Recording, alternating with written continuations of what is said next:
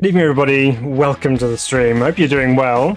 It's Saturday evening, and we're back for some more live streaming action here at Simracing Bible. And today, we are taking a look at some classic race cars. And we're back in Automobilista, but not Automobilista 2.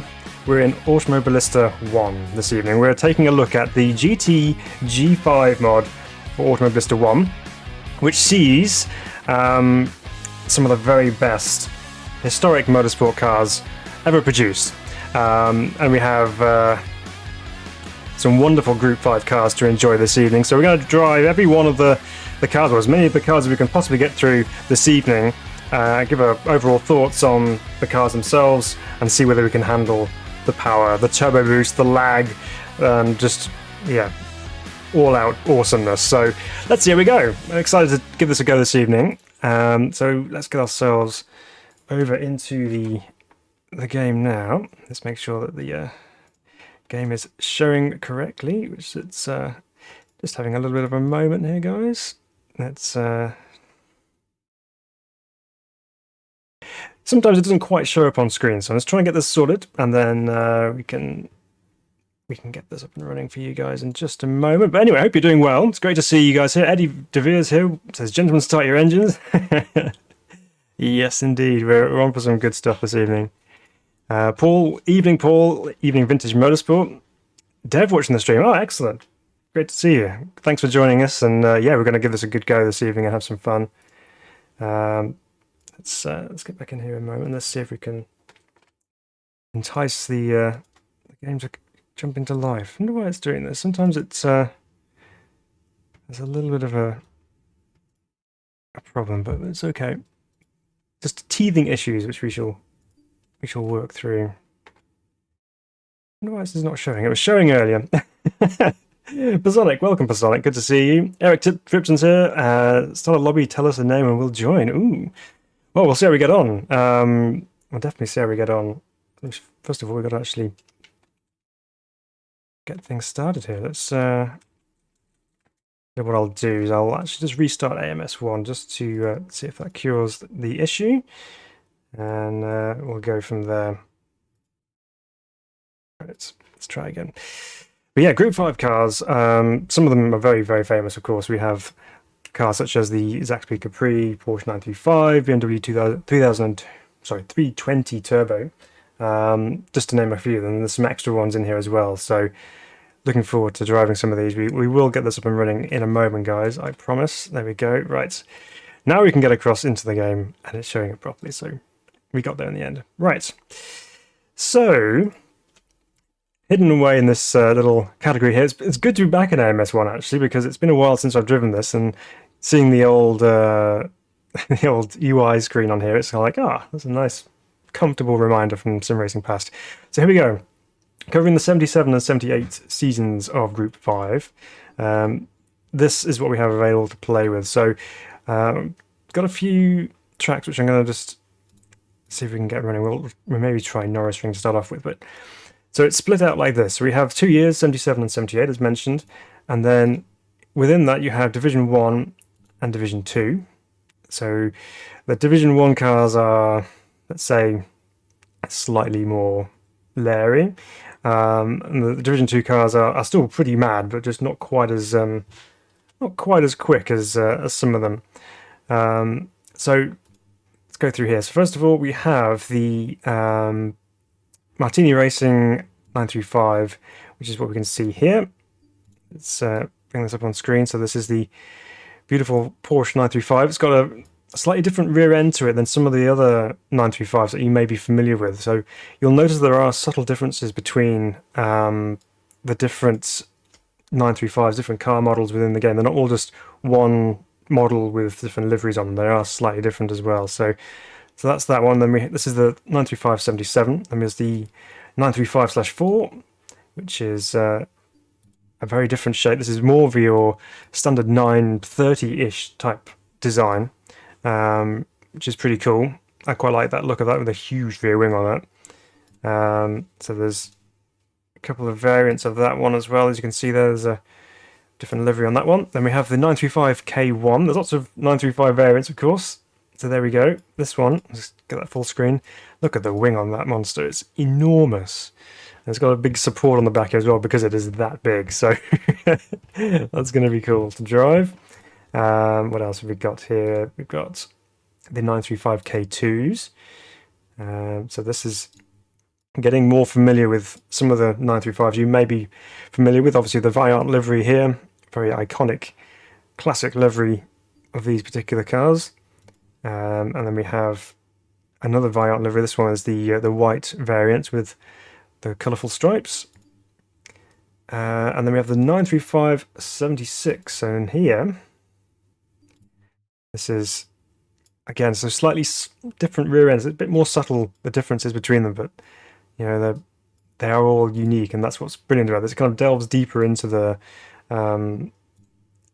historical accuracy of these particular cars. And you can see they've got little flaps on the back, the gurney flaps on the rear arches there, so you can see the little changes, that kind of aero adjustment which that particular team decided to go with. And again, another variant there. Oh, screen's frozen, vintage mode. Oh, apologies. That's wonder what's going on with that.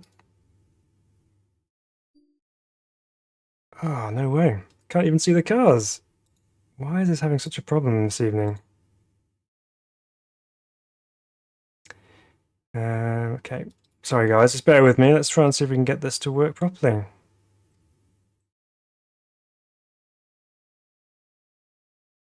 Capture a specific window, and we'll get AMS up there. And it's disappeared again now. That is absolutely bizarre. Okay, let me just try one more thing, then let's come back out of it and back into it and see if we can get it to work. This is turning out to be slightly problematic here. Let's just try the launcher tool here. And okay, what we might do actually is, if rather than doing it the way I'm doing, I might try and capture the window instead. That might be an easier way of doing it. Let's try that. So sorry guys, just bear with. All fun and games, isn't it? It's just trying to get these things to work. So let's do a window capture.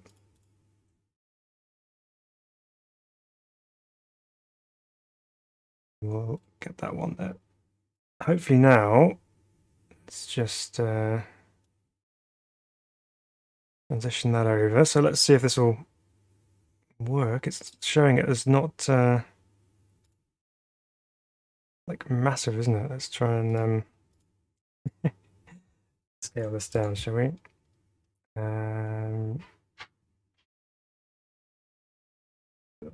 That's not what we want. Okay, we're nearly there. Let's just do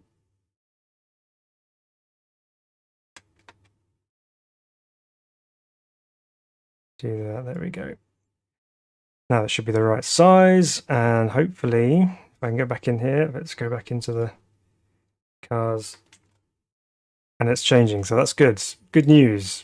Okay, we might be there now, guys. Apologies for all that.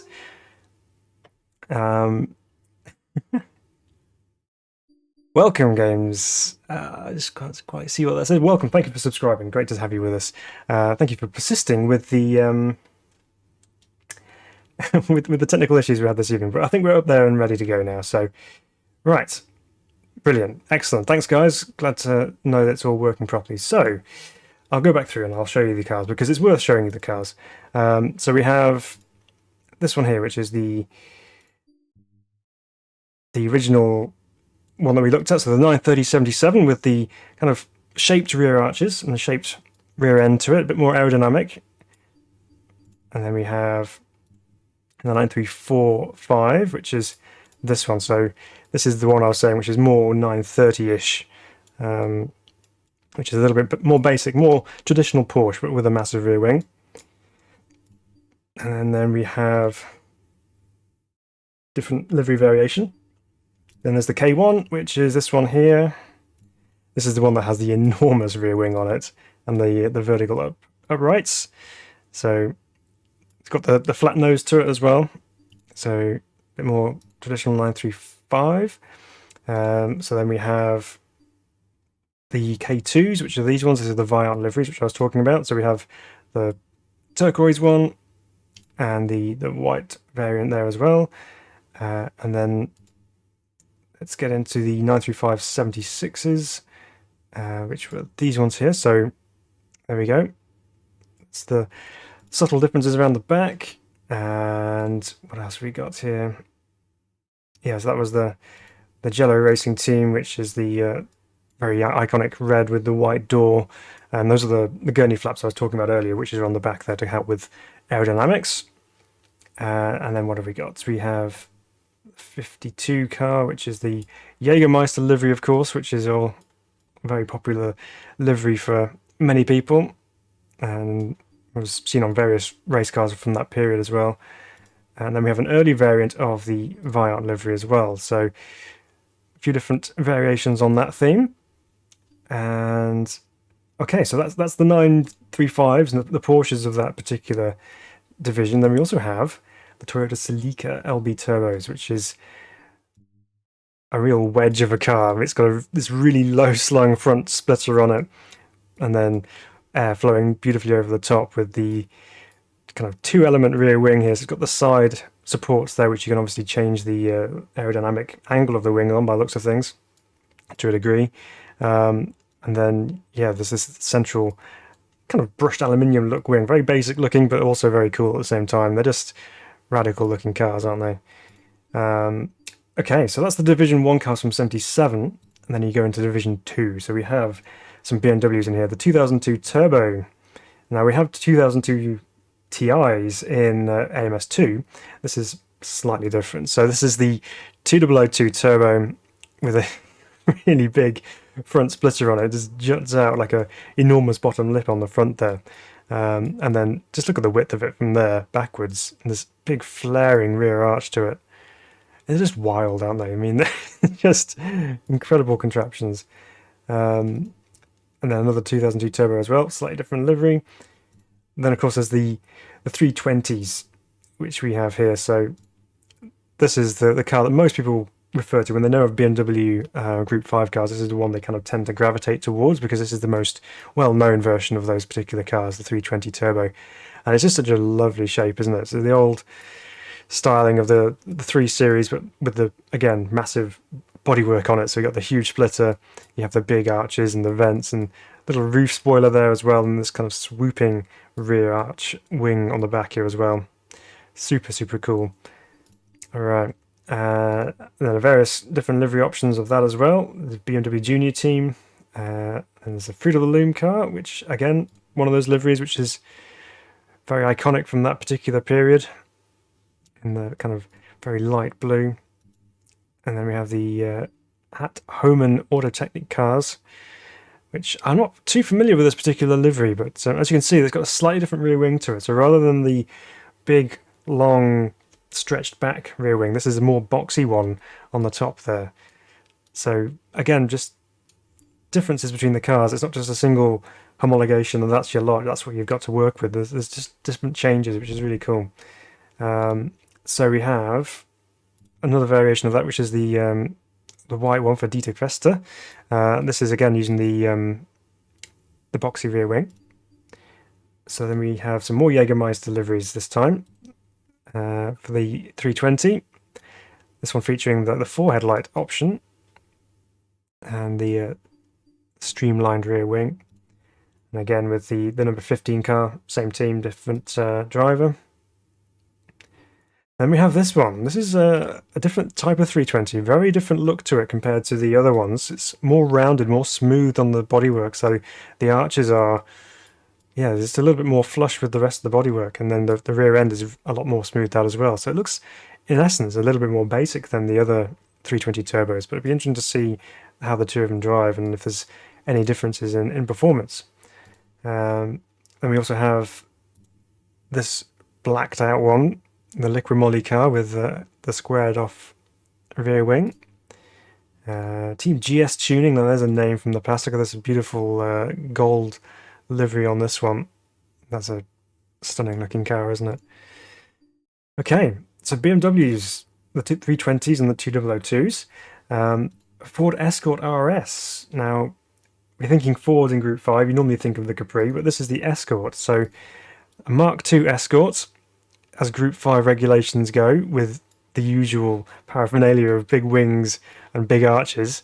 And but yeah, it's quite a nice looking thing, isn't it? I mean, you kind of think Ford Escorts, you kind of attribute them to throwing them through forests and rallying, but this is a very different type of Ford Escort.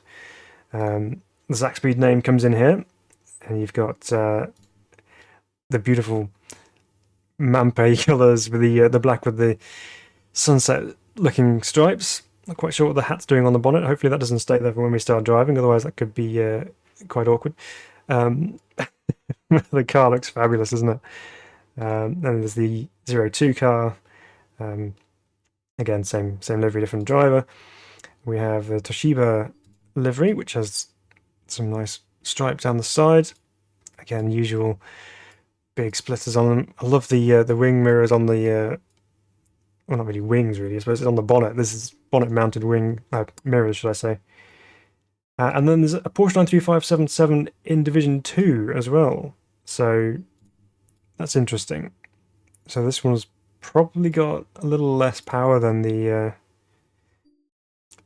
Division 1 cars. And just to kind of go through this, there's so many cars in here, honestly. So Division 1, when you get into 1978, sees the 320 turbo added to Division 1. So we have this one here.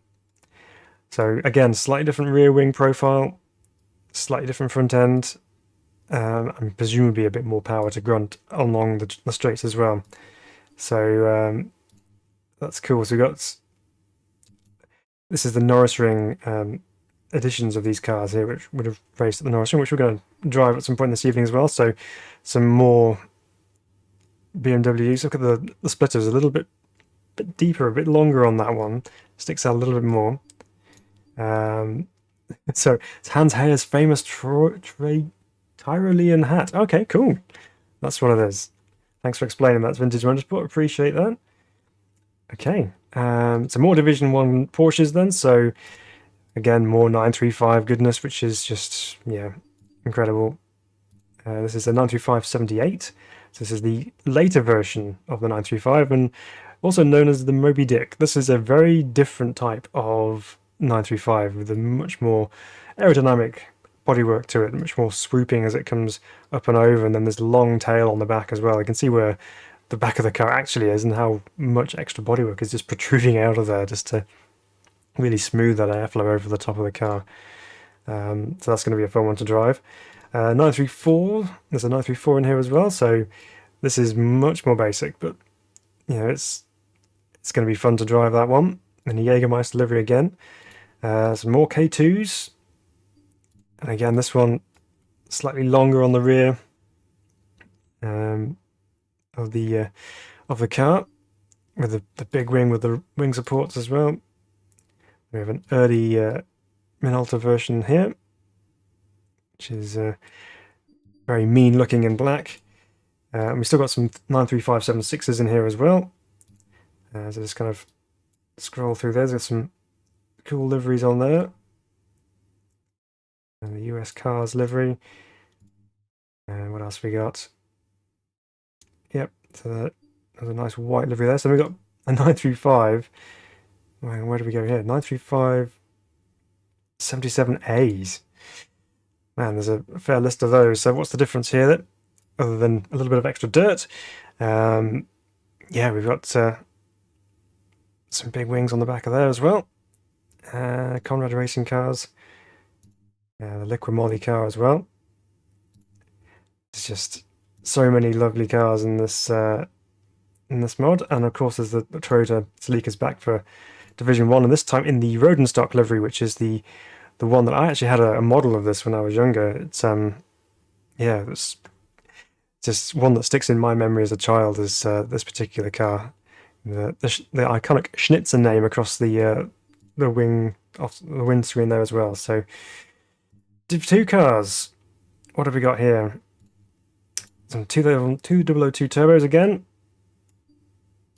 And look at the rear wing on that. There's a central support on that one with a twin element rear wing on this one.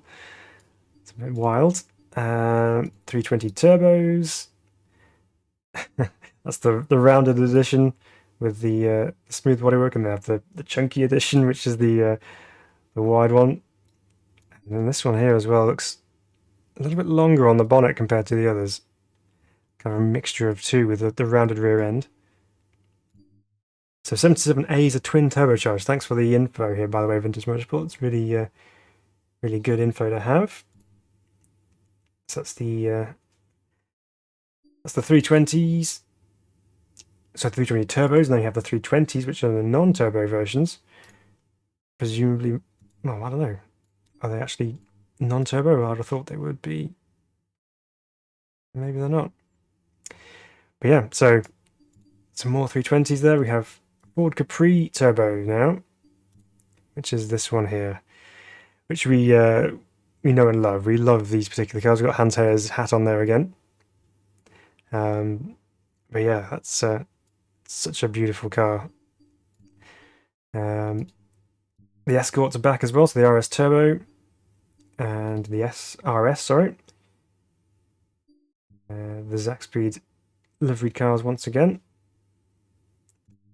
What else have we got? And the Norris Ring, we have some more 320s and another RS Turbo. So we'll work our way through as many as we can this evening. Let's start ourselves back in 1977, and we'll get on track and show you guys what this is like to drive, because we can spend ages just looking at the car models because it is that cool. So we'll start off with a 925 77.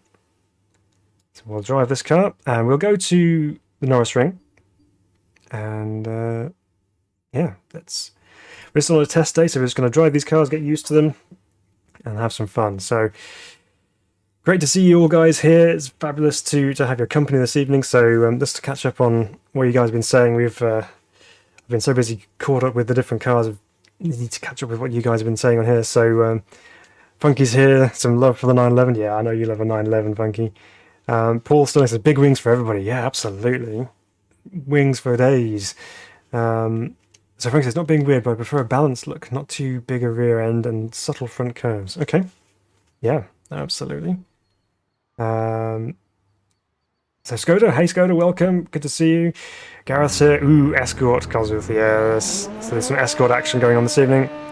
So Victor says the 92577A was like a customer version of the previous year's Works 77 with the same engine except the 76 bodywork. Okay.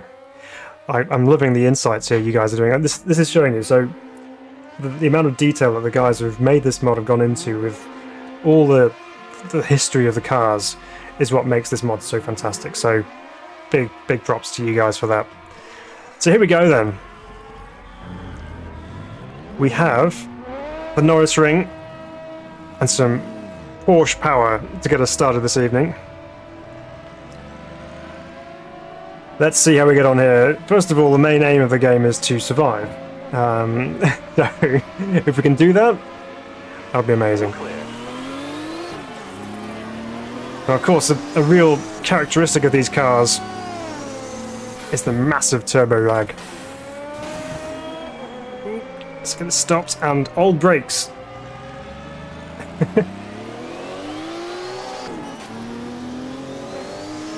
Oh, just love the noises these things produce.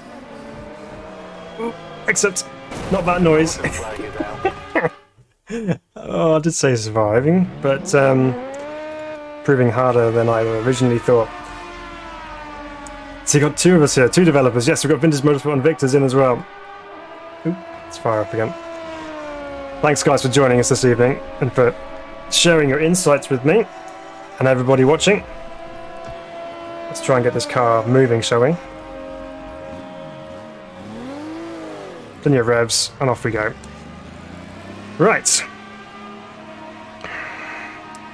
So we need to treat these cars not as modern GT3 cars, because that's just not what they're capable of doing. We've got to treat them with the respect that they deserve. There goes one of the BMWs. lots of heel and toe action going on this evening with my new pedals. And if you've missed the announcement this week, here at Sim Racing Bible, we've partnered with Acertech Sim Sports, which is super exciting for me because Acertech are one of those brands of sim racing product suppliers who are really taking things seriously and are producing some incredible stuff right now. And as a result, I have some Acertech Invicta pedals to play with, which is what I'm using right now, alongside the Invicta boots as well. So a little bit of getting used to on all sides this evening, so not only with the mod and getting the direct drive wheel dialed in with a AMS1, but also there's the fine-tuning of my abilities with these pedals, so bear with me this evening as we try and restore some kind of actual driving ability. Gotta get those shifts right.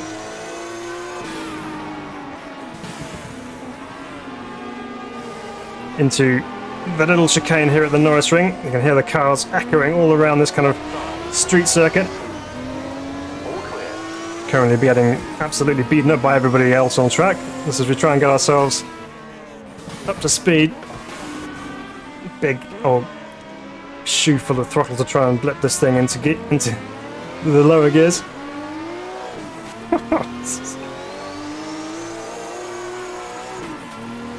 Absolutely insane. It's just once all that boost kicks in, you gotta hold on. All right, get on the brakes super early. Oop, no, missed the downshift. All right, let's go again.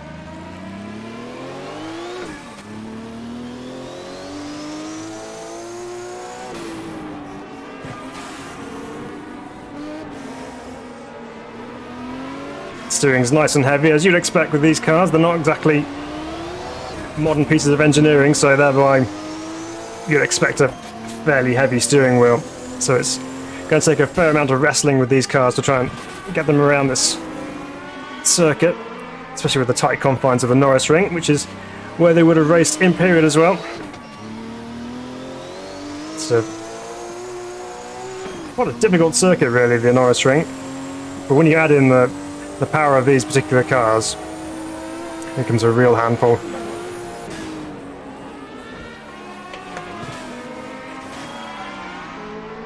Okay, got it stopped for the hairpin a bit better this time. You almost have to get the throttle on just a little bit earlier just to kind of compensate for the turbo lag. I feel like I'm not extracting the most out of this particular car. I'm constantly in the dead spot of the boost, so you shift too early, you drop down the revs too far, the boost drops, and you have no power coming off the corner. So very different style of driving with these things. Yellow flag. Absolutely insane. So, pedal to the metal, pedal to the leather, says Funky. Yep, I'll try my best. Okay, getting that.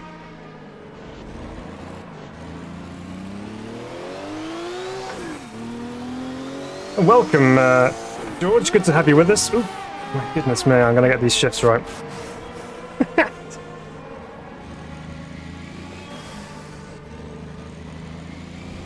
Just you get into the kind of, even 4,500 revs is just not enough to get this thing moving.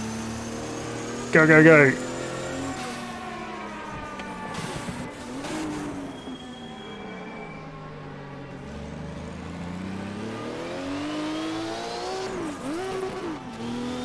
It says, great cars, turn up the sound, says George.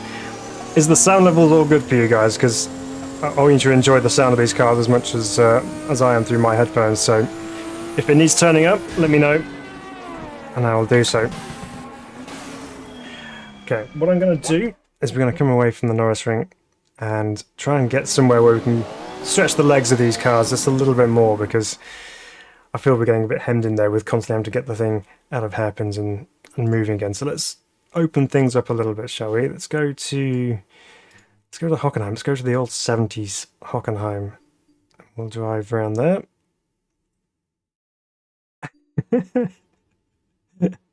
All right, let's move on to one of the other 934s this time. So we'll drive one of these, and we'll see how this one goes. So, yeah, so that previous 935, man, you really got to get on the throttle quite early and build up the boost. I mean, probably one of the techniques to use is to do a bit of throttle and brake at the same time. So once you've got your foot on the brake, it's still with a bit of throttle and trying to build the boost levels in the turbo, which by the time you come off the brake and on looking to try and get off the corner, then you actually have that boost available to go. Skywalk, welcome. Great to have you with us. Thanks for subscribing this evening. Good to see you here. I hope you enjoy what we do this evening, and hopefully I can put some driving together, or something that represents driving, so you can actually enjoy what we're doing here this evening. So here we go.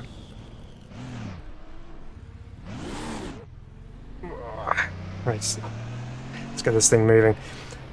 So Funky's interacting with Nightbot now, so it's all good. All clear. Go, go, go. Right, so the old Hockenheim. This is where we do get to stretch the legs of these glorious cars. Right. So this time the little marker on my rev counter is where I need to be shifting, because that is the red line, whereas the previous one, the little red marker, was more of a guideline. You could go above that, which is probably not going to be great for engine life.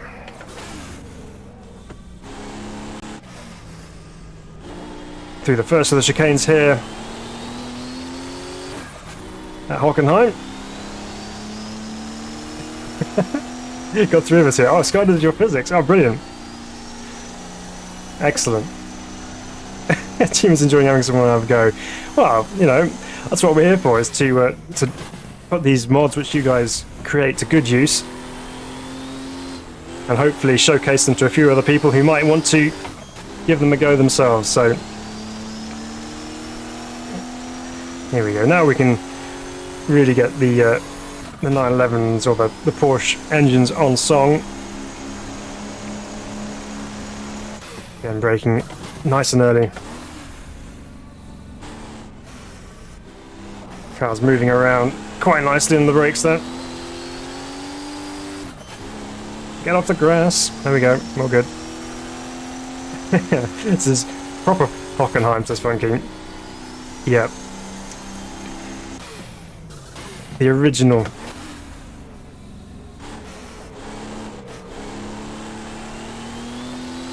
Gotta say, the detail through the force feedback is very impressive, actually. So it was quite heavy, but that's obviously my settings. But what you feel through the wheel is very good. You can really feel the car moving around, and all of a sudden you get that snap when the boost kicks in, and all of a sudden you're off. Up and running.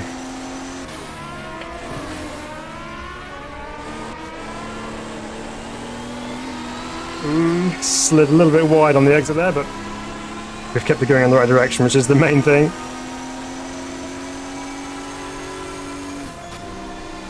Feel like we've got some company here. We've got some BMWs behind us making some noise.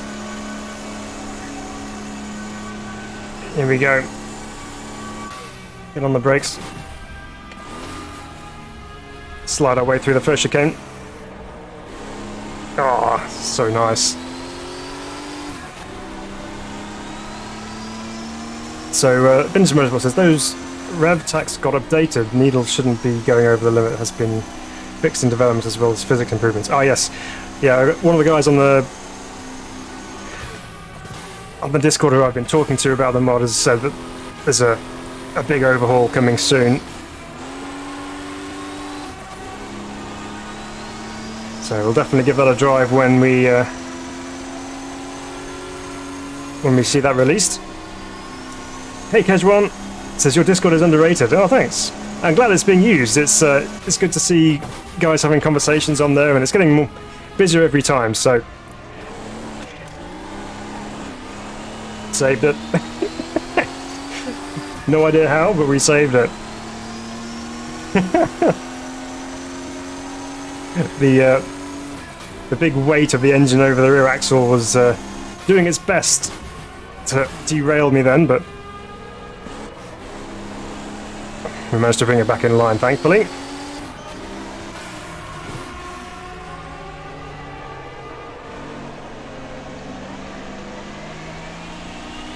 Again, it might be a first gear corner. Goodness.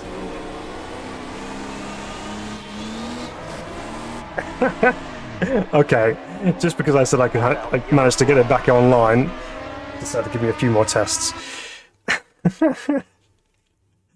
That's fun. So it's a little bit slower than the other cars, of course, but it's quite nice actually. It's quite nicely balanced, and obviously I threw it away at the end there, but you can slide it through the corners quite nicely. There's no really nasty surprises when you're trying to stay in control. But yeah, that's a fun car to drive. Okay, let's carry on. We'll stay at Hockenheim for the time being, and we'll jump into the next of the 935s, the K1.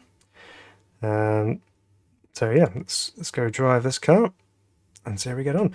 So K1 says, by the way, did you see my clip in the Discord? I think I may have seen it there, but I haven't actually looked at it yet. I'll take a look at that later. Because I know some of you guys were talking about the mod in one of the channels on Discord. So yeah, it's good to see that you're enjoying Discord, which is nice.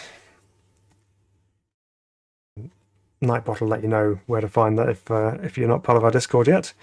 That'll be one of the one of the little messages coming up very soon. Okay, so 935s. This time with the ability to stretch its legs down the straights here at Hockenheim. Let's fire it up. Let's listen to that. Alright. Let's go on track and see what we can do with this thing.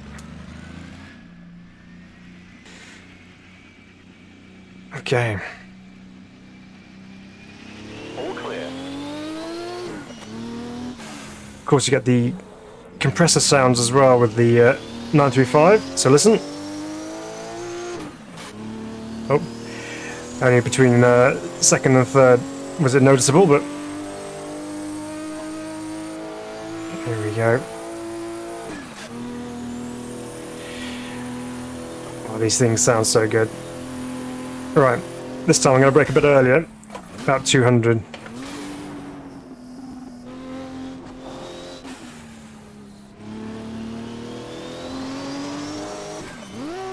Ooh. No, lost the boost. That's what happens when you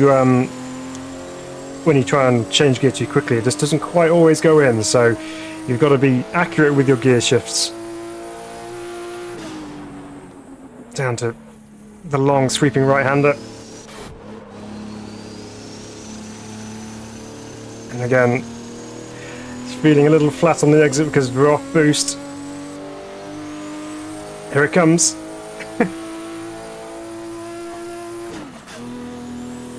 Alright, here we go. Into the second chicane.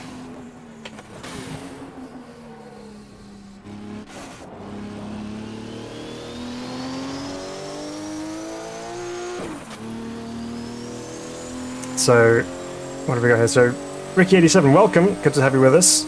So you made it Victor in Vintage. Great jobs all around. Second gear into the quick right-hander. Try not to grab that curb too often because that could be a bit of a problem. Get down to first gear for Sax's curve, I think, just so we can have an opportunity to get off the corner in relative speed.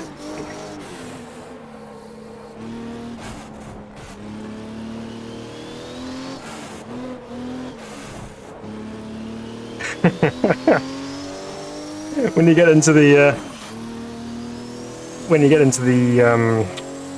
the corners, obviously there's one thing with these cars is getting them down the straights and just enjoying the power that they give, but when you try and get them through the corners, you really do feel that they are not just all about the power, they do offer a good driving experience as well. Only 4 gears in the 935s, so very long gearing.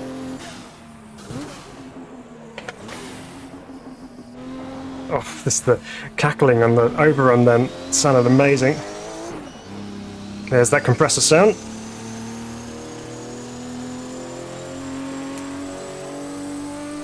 Vintage Motorsports, I probably should switch off my hobby account.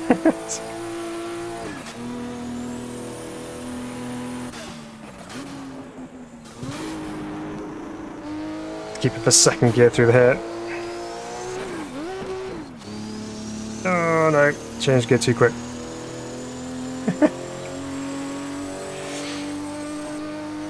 There we go. So Matt, so Gad, so this is like me racing with the Audi A2.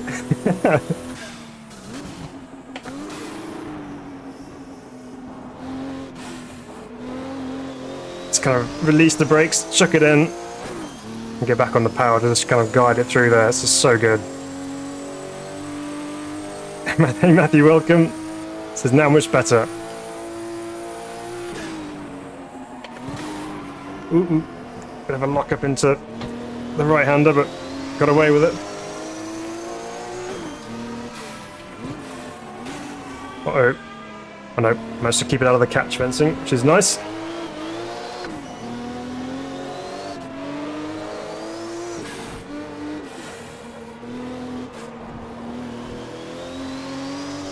Oh.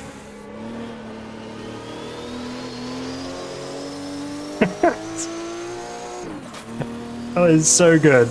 I mean, I just love it when you get through those corners and the back end comes out. And it's not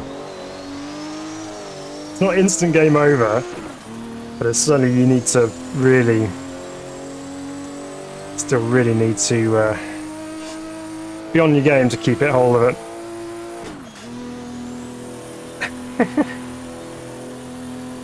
Oh, you're adjusting the turbo, you got a lot more kick under the seat than that, says Matt. Oh, I haven't adjusted the turbo. Maybe we should. Let's have a look at the garage screen and check out if we can get a bit more power through. Obviously, the more turbo boost you wind in, the less time you have available with the engine. So let's go back to the garage and see if we can wind that turbo up a little bit. So where have we got? So boost mapping, boost pressure. There we go. To 1.5 bar, I presume. Oh, let's see what happens this time. Casual says, I wish there was rain in this game. Yeah, that's one great thing of AMS2, I suppose. But yeah, AMS1 is still pretty good though. Oops, stalled it. Ricky says, just about finished an online season racing these pieces. It was great fun. Yeah, I can imagine. It would have been pure fun.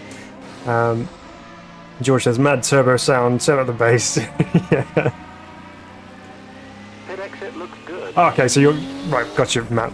You're Vintage Motorsport. Perfect.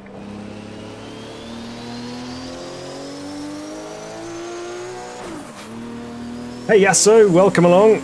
Good to see you. So now we have a bit more turbo boost available. Let's see what we can do. This is obviously what you would expect to find in qualifying trim, with the turbo boost wound up for those all-important qualifying laps.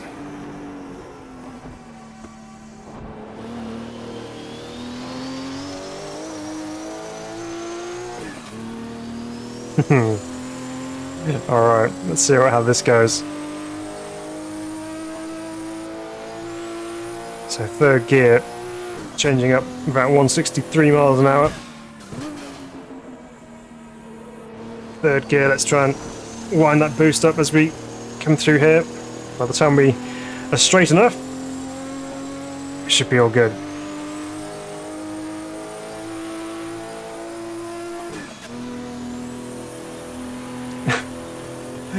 You probably, those of you who are eagle-eyed and not fixated on the actual driving, may occasionally see me just kind of very subtly shaking my head, and I'm not shaking my head in disappointment or disagreement. It is just me shaking my head because I'm just like, wow, this is so good.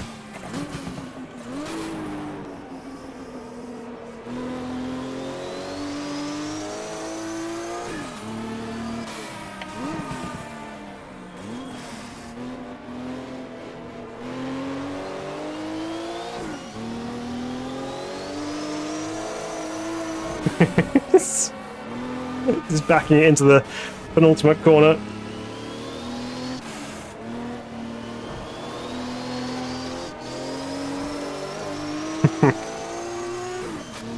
It's just brilliant. It really is. Oh. Well, we better move on to another car, otherwise we could just be driving these all night long. Right, okay, let's go. Let's go find the next one down on the list. But that's fun. That is really fun. I mean, we're 2 minute 10, we're pretty much 2:11 around Hockenheim. Absolutely beautiful thing. Right, next, some more 911s. So I keep calling them 911s, they're not 911s, they're 935s. So the K2s then, let's jump on board with one of these. And then we'll try the 76 variant, and then we'll be on to Toyota Sleekers. So it'll be something other than a Porsche very soon. So let's load in and see what the K2 is like. So Skoda says, please do this mod for RF2. I believe modding for RF2 is not the easiest things, from what I've heard. It's not as straightforward as modding for other platforms, which is a shame, really. But because R-Factor was always about modding, wasn't it? It was always about the community-created content, which is what made the original R-Factor so amazing, because you had such a variety of stuff. Yeah, but I believe RF2 is just a little bit more complicated, which kind of puts a few developers off, I think. But we'll see. Okay, right, let's get on to this. So, Antoine, welcome Antoine, says Group 5 and all Group N cars are the most spirited drivers in sim racing, in my opinion. So, yeah, no, absolutely, I can agree with that. It's, yeah, they are definitely a very spirited drive, that's for sure. Can't beat the sound of these cars, says Gareth. Yeah, no, they are beautiful. We haven't even got to the real screamers yet, so the 935s are quite low and grumbly sounding cars. But when you get to the likes of the BMWs and the Ford Escorts and so on, they'll start being a little bit more screaming in a good way. So Antoine said, I can't imagine wrestling these things for hours at a time. Yeah, it's... I mean, the drivers back in the day, absolute heroes.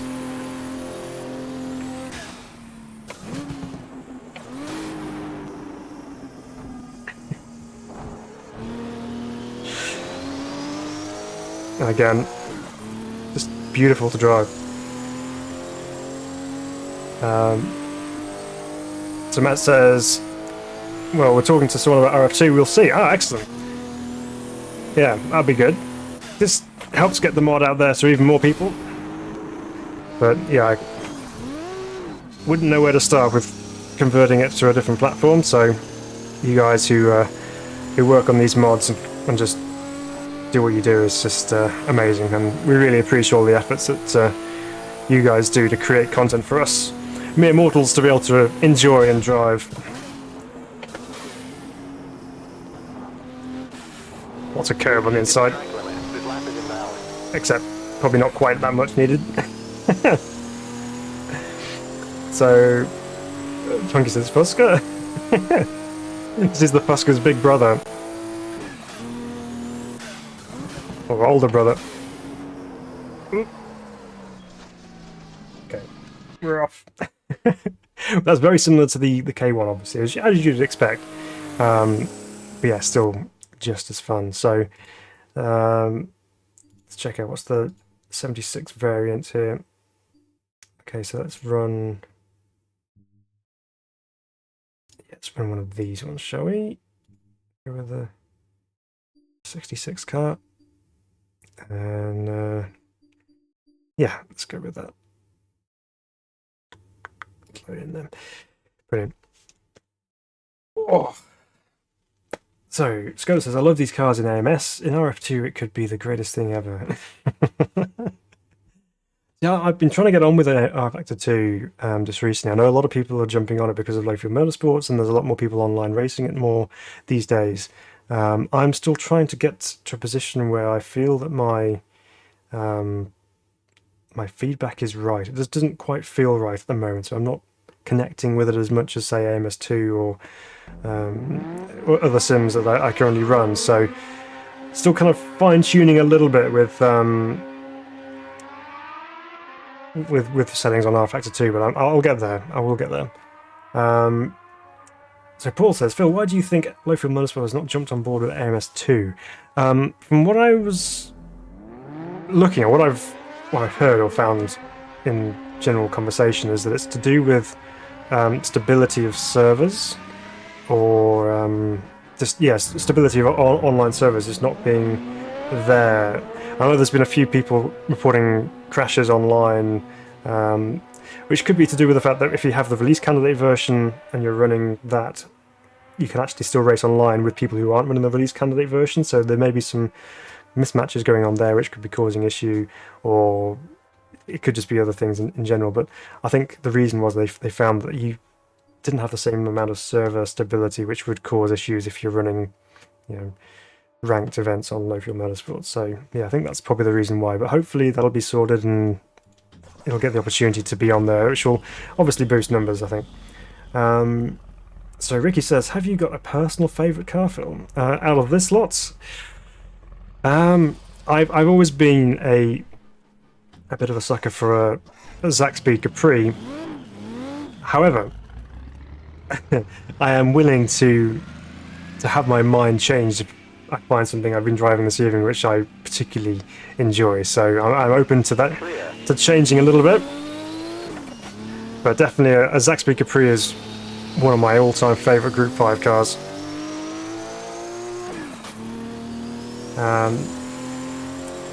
Older brother on steroids, let's go to, yeah.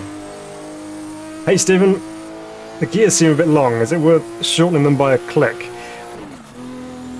Yeah, well that's the thing with these cars. As I said, there's only four. It's only 4 gears, so they are naturally quite long. But yeah, it might be worth shortening them a little bit. I mean, obviously we're running, in most of the cases here, we're running with standard boost, so we're not turning the boost all the way up apart from that previous one. So we might not be getting the full benefit of having the longer gearing, because with the boost turned up, you're obviously producing more power, so thereby you're reaching a higher speed. Whereas in race mode like this, you can potentially move the gearing a little bit shorter to utilize all those revs that you have.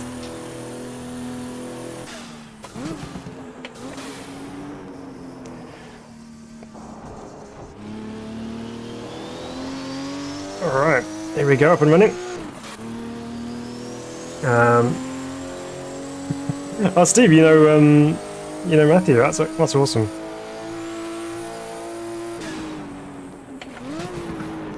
Nice, healthy blip of throttle on the downshift.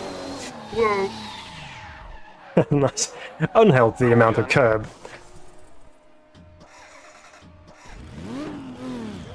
So Funky said, I put a new time up on the ring on the Fusca. I'm only third, but I think it's still a decent time to aim for. Oh, excellent. I shall definitely give that a go, Funky. I've been meaning to see what I can do around there in the Fusca for a little while, so I shall see what we can do. And now I'm armed with some new pedals. Who knows? Sky's the limit.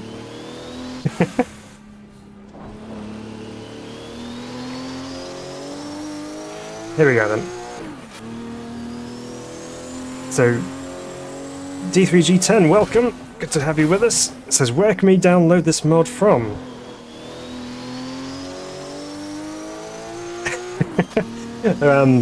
So if you search for GTG5 Mod, there's a website where you can download the mod from there. It's available for, obviously, Automobilista 1 and also R-Factor 1 as well. So depending on which version you would prefer to use, I'm using the AMS 1 version because I'm led to believe that's the better version of the mod. Not better as such, but it utilises a lot more from the AMS 1 engine because there's optimizations made for AMS 1 which aren't available in R-Factor 1.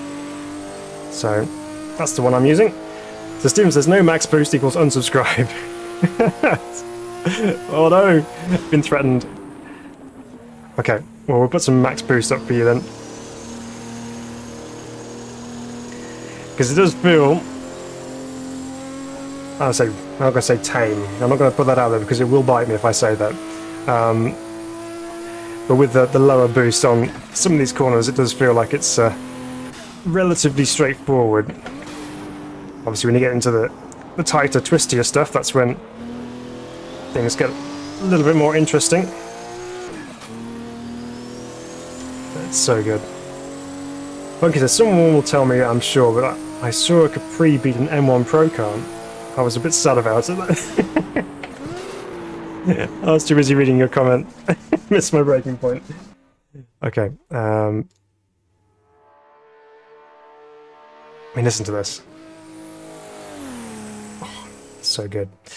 Right.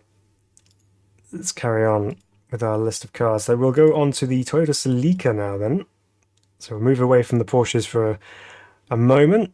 And we'll run here at Hockenheim again for this one. We will change circuit as well, so you guys get to see them on various different tracks as well. But for comparison between the Porsche and the Toyota, let's see how the two of them fare around here.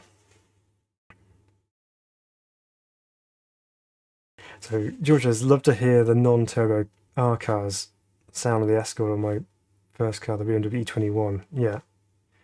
Yeah. They do sound brilliant. It's just the little whooshes and the compression noises, it's just so good. But Ricky says, the Division 1 BMW 320 will rip your head off if you aren't careful on full boost. Okay, thanks for the warning.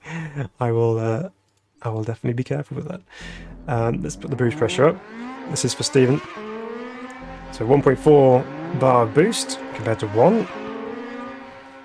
There we go. Now, this is not a car that I properly driven because back in the R-Factor days when the DRM mod was there, which I know there's been some grounding taken for this one, the Celica wasn't part of that, so let's go and enjoy this car. Very different engine tone already, so let's see how we get on.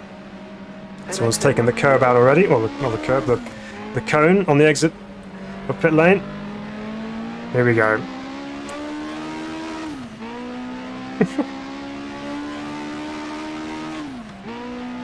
There we go. The higher revving cars do, I know it's silly, but it almost makes you feel like you're going faster because it just sounds fast. So we're in 5th gear there. I don't know whether we have 4 gears available. Sorry, 6 gears. We'll just do a quick test. No, so it's just 5 gears, which is what you'd expect for this particular vintage of car.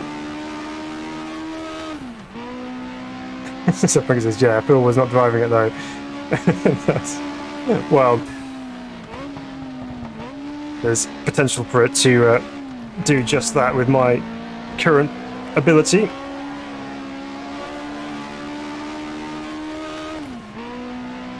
Sounds nice, this one though. Sounds very nice indeed. And to the second chicane.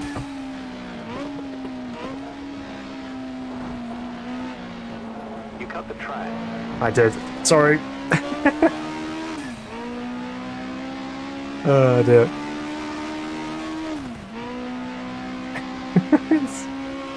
Oh, funky.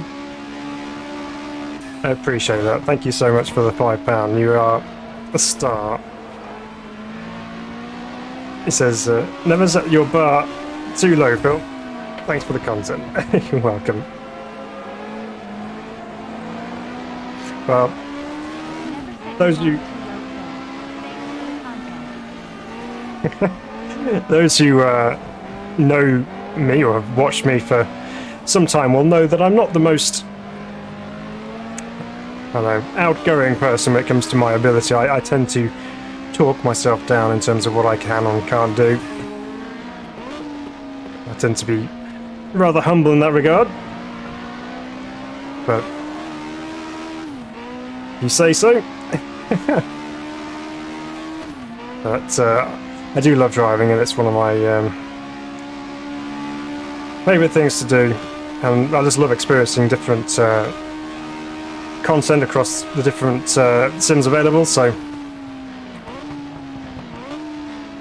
I think it's valuable to drive all sorts of different machinery rather than just sticking to one particular car or one particular type of car.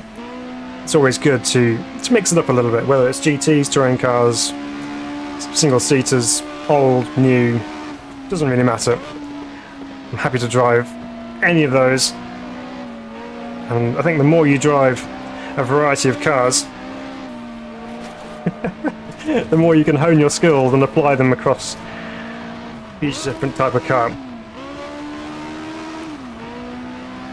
So, for example, driving these Group 5 cars, it will increase your ability to be prepared for the unexpected when it comes to oversteer.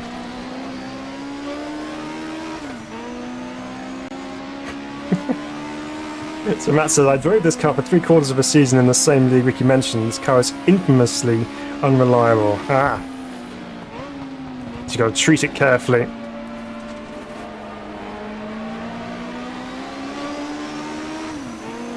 Actually catching up with another car in front of us here. Probably one of the Div 2 cars. It's quite a nice car to drive though. Again, mentioned that it's quite easy to get the back end out at the same time. As long as you try and stay within your limits, it's reasonably responsive and you can actually drive around the little oversteering moments.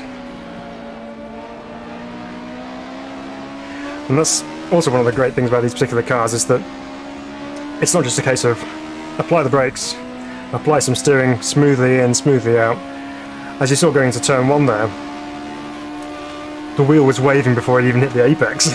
It's just, you've got to be prepared to put in some arm waving. The Zaxbury Capri, or Escort should I say, is good on the brakes. Oh! Oh no! We just got nailed by an overly enthusiastic Porsche.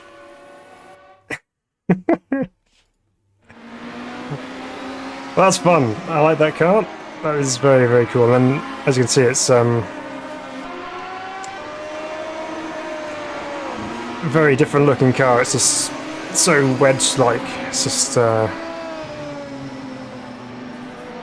I mean, just look at it moving around.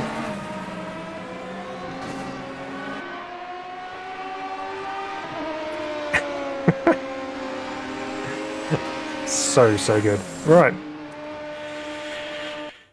Ah, goodness, it's a bit of a whistle-stop tour, this guy. We're kind of running through them quite quickly, but I want to try and make sure we drive as many of these different cars as we can, and we'll come back to some others if we have glossed over them too quickly. But so that's Division 1 for 77 wrapped up. Let's go Division 2 then. So 2002 Turbo is next up, and let's change up where we drive as well. So what have we got?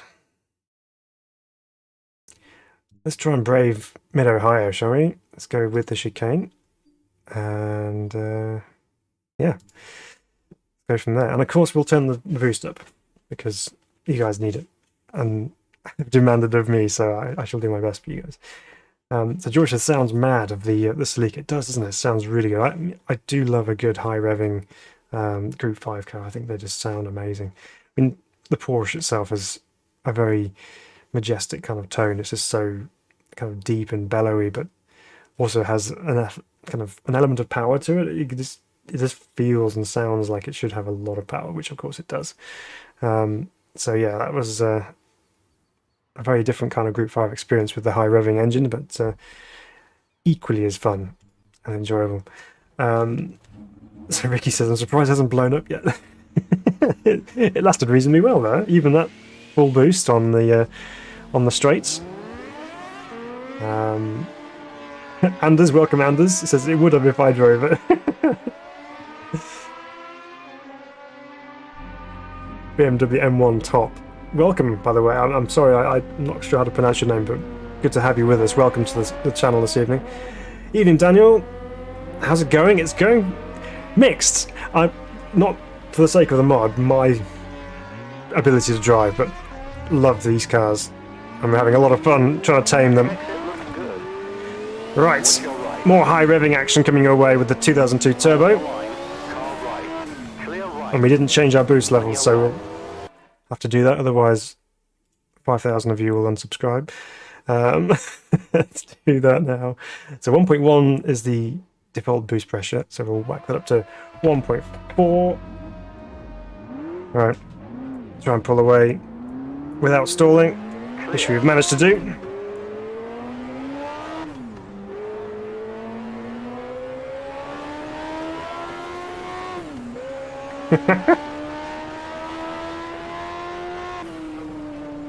Oh wow.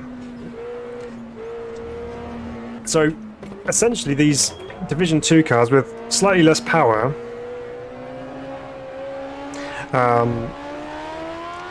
in theory they should be a little bit more drivable through the corners,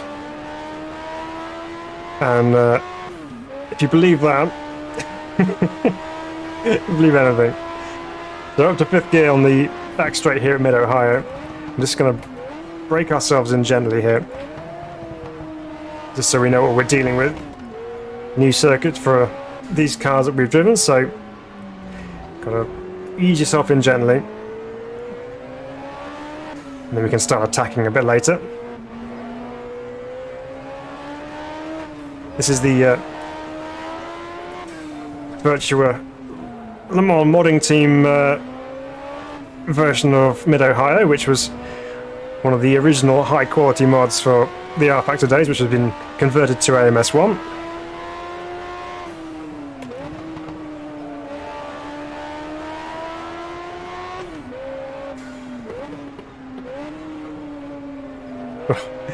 Also with a high revving engine such as this, hitting those blips on the heel and toe downshifts makes it even more satisfying. So what have we got here? So Andre, welcome, says GTG5 Mod crew is doing an amazing job. They certainly are. One of the 320s.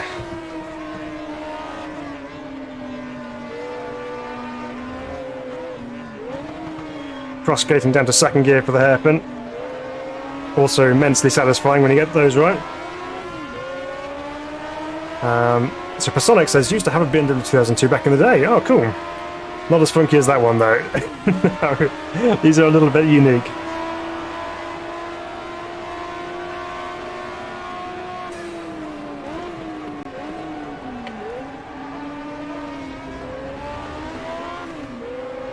Starting to pick the pace up a little bit more now.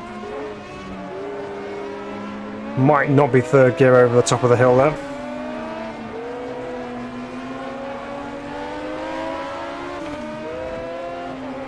And we weave through this tight, fiddly little infield section. But that's where these cars really start to come alive. We've got to fight them through there, but so good. Little Scandinavian flick into the left-hander there.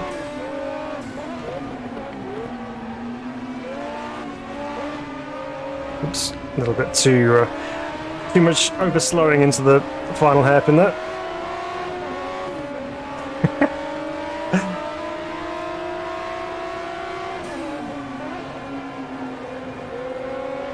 So the nature of this particular circuit doesn't mean I can see where you guys are commenting too often, but we'll catch up with them in a moment.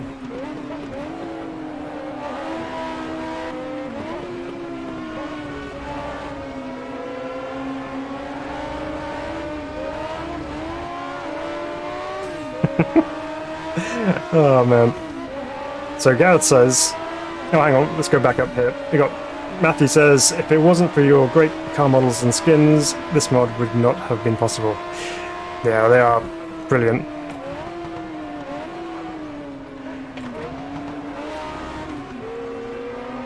So Gareth says, I want 1,000 brake horsepower Fusca. We'll put a word in for the Riser Studios team to develop one of those.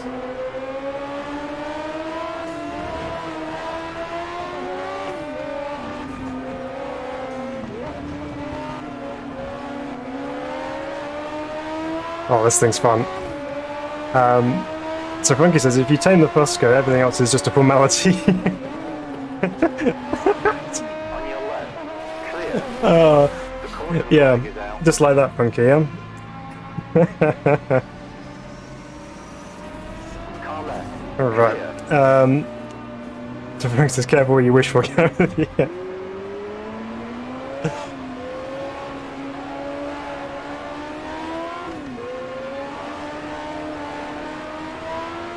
Phil will drive it, not me. I'll drive anything.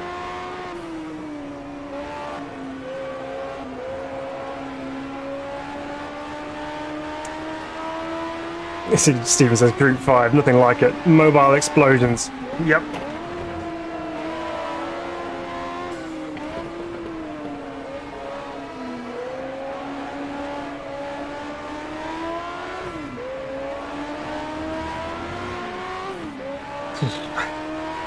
We've got the fire going this evening and things are warming up.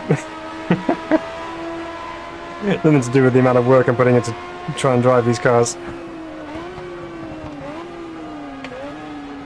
Oh, it's so good. When you brake into that heavy stopping point into the right-hander there. Oh, Mr. Gear, come on, get in. The rear end just kind of broke away a little bit and then you just hold it there as you go through the braking phase and you just slide it neatly into the corner. All over the place now. Yeah, let that one go.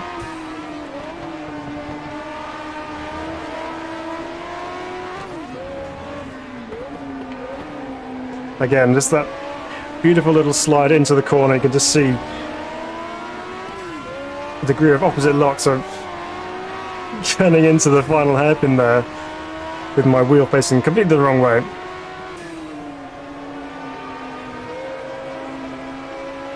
Man, the laps quickly go by when you're driving something like this.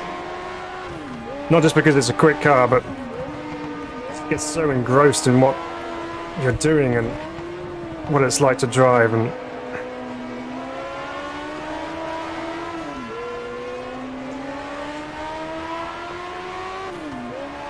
there's any reason why we all love Group 5 cars so much. It's just motorsport perfection in a lot of people's eyes. They really are just incredible cars.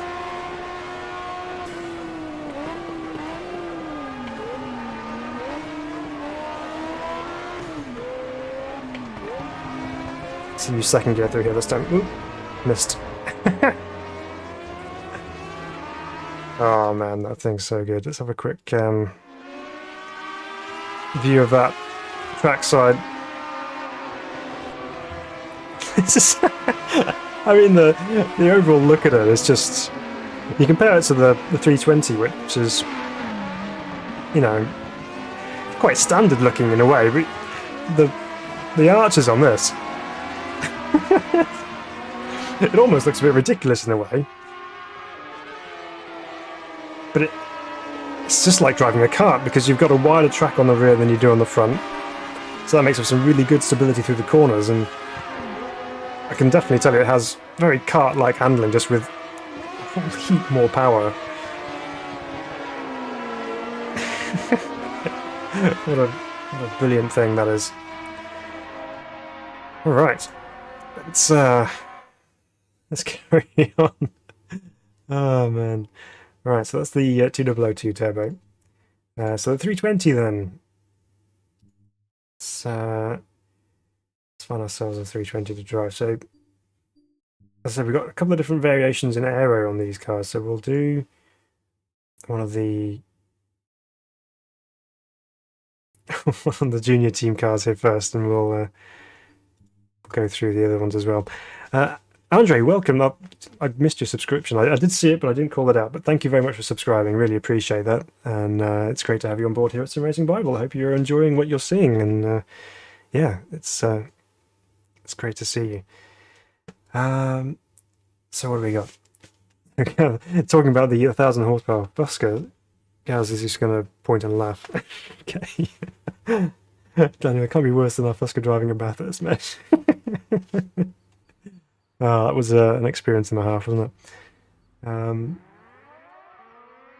Yes, that BMW certainly is a screamer. I think that's going to be more of the case of the 320 as well. So Skoda says Capri and Escort are great here. We'll get on to those soon, I think. Yep. You can only blame the weatherman, don't you? They're like 70s rocket ships. Yeah, they do, don't they? And they go like them too. Not a fan of the looks of the GW2 then, Funky. All clear.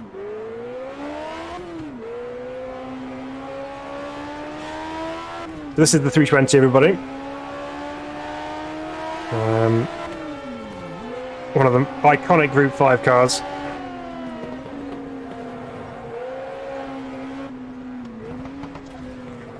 Again, just kind of ease ourselves into this.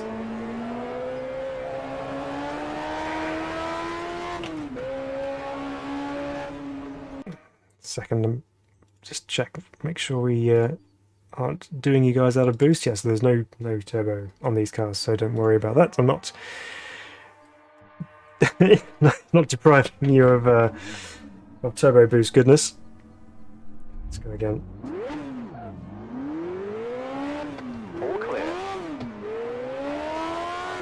So Matthew says the track is a bit too wide on this version of the 2W2. Body and wheels were narrowed in a bit, but still a slider. Okay, so yeah, it is a little bit narrower than that, but it does look very different.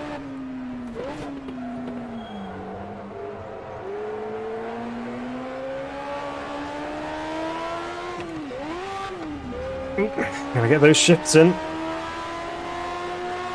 So this time no turbo, so no turbo lag. So this time we should have a bit more go off the corners. So traditional kind of pull through the corners, I would say.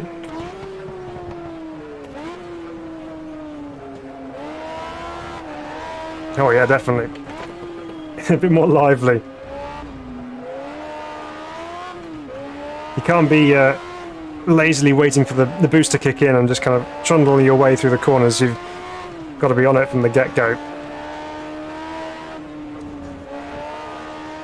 Which is why the 320 is such a nimble little car in some of these tighter courses such as this.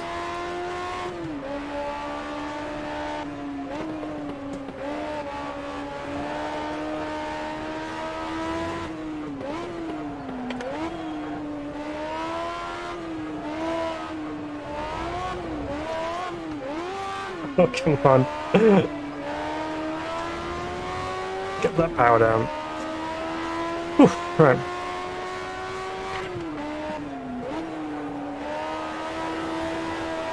That was very nice through there. A little bit wide on the exit, but it's so fun.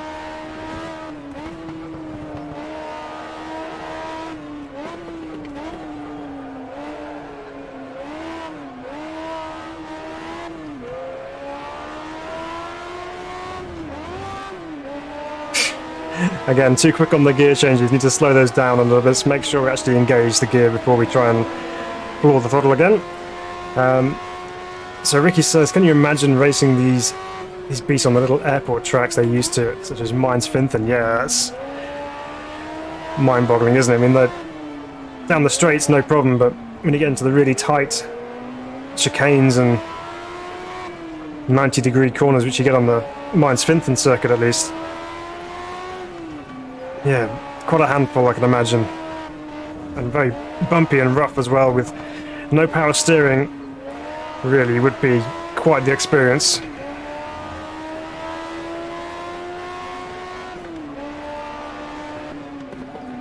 Oops, missed the blip, but got the gear.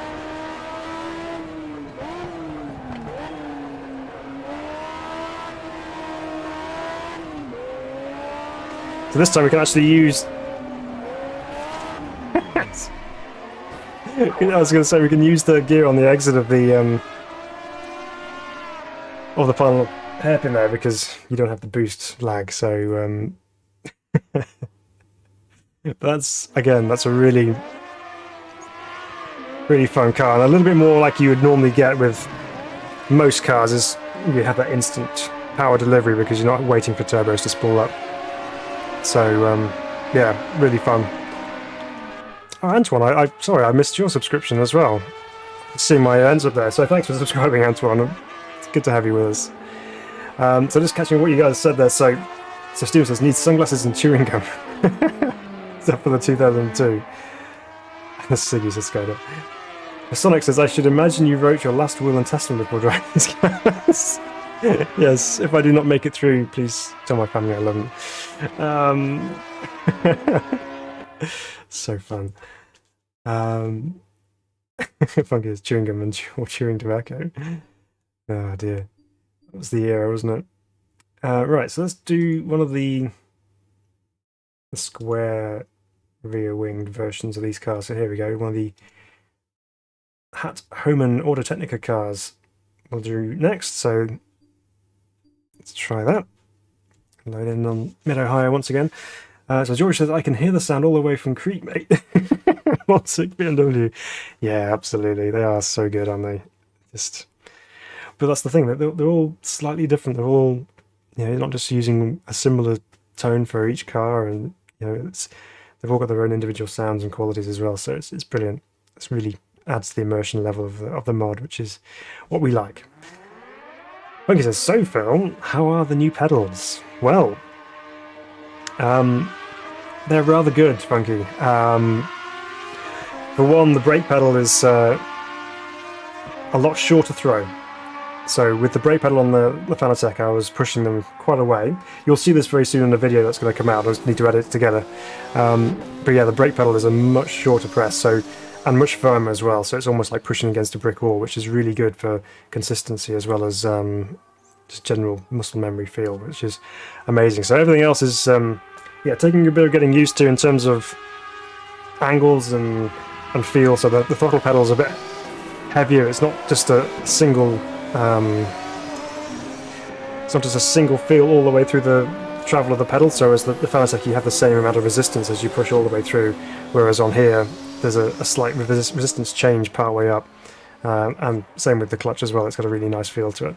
But yeah, so overall so far, super impressed with these pedals. They are absolutely a work of art and really nicely made as well. But I'm going to be putting a video together with the comparison between the old pedals and the new pedals, which will be out very soon. Also to add into the mixture, oops, I get clouted on the exit of pit lane. Also adding into the mixture that I am also wearing the Acertec Invicta boots, so it's getting used to driving with boots rather than just socks. And it's important to do that with these particular pedals because the pedal plates are quite abrasive, they're quite sharp, so trying to press through a brick wall and heel and toe with socks on isn't going to make for a long video. And a very urgent appointment with a podiatrist.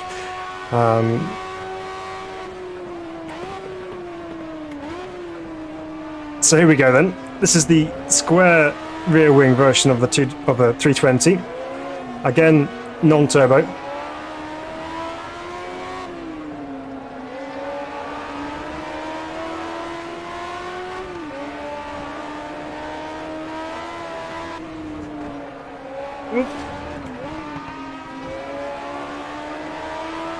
Okay, we survived.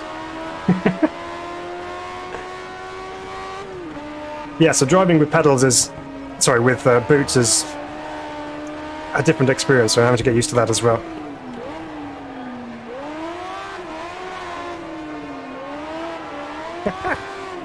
Almost had it. Almost had it, but not quite. Let's just go back to the pits for a second, just regroup for a moment. Watch out for oncoming traffic on re-entry.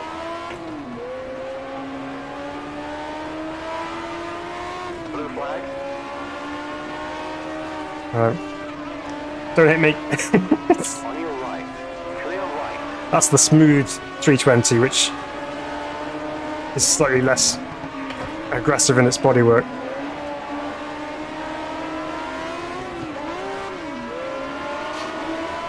She knows. Right.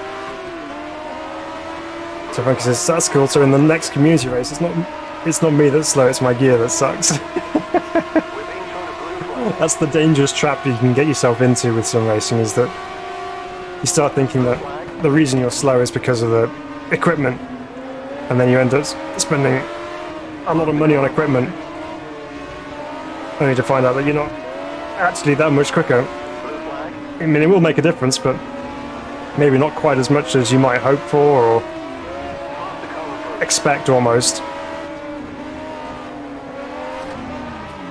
We're being shown the blue flag. Clear. The problem with this car is because I'm now able to push on a lot more through the corners because I have the power available to me. I'm also arriving at corners a lot quicker. So I need to be prepared for that. On your left. Clear left. Right, let's regroup.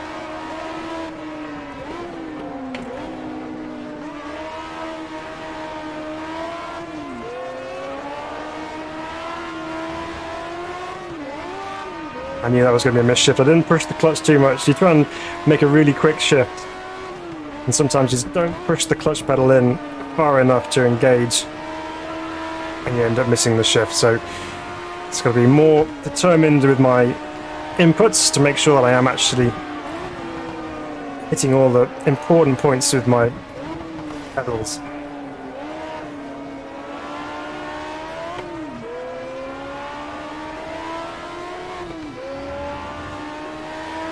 Right, so Matthew says a good 320 turbo suggestion is the 78 Manfred Winkelhock car. Just get Clear. taken out by the Moby Dick Porsche. The Verth Hat team car. Okay, we shall certainly look to do that one. Use third gear into the right-hander, and again through here as well.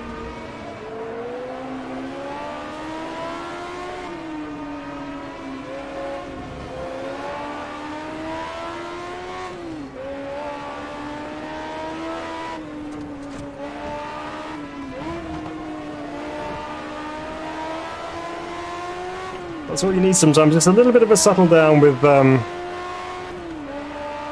your inputs, not trying to push too hard, because that's when mistakes start to creep in. Caution. Just smooth it out a little bit.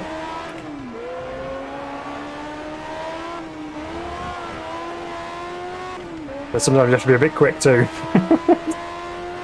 So Funky says, I must make it clear that that was a joke, okay?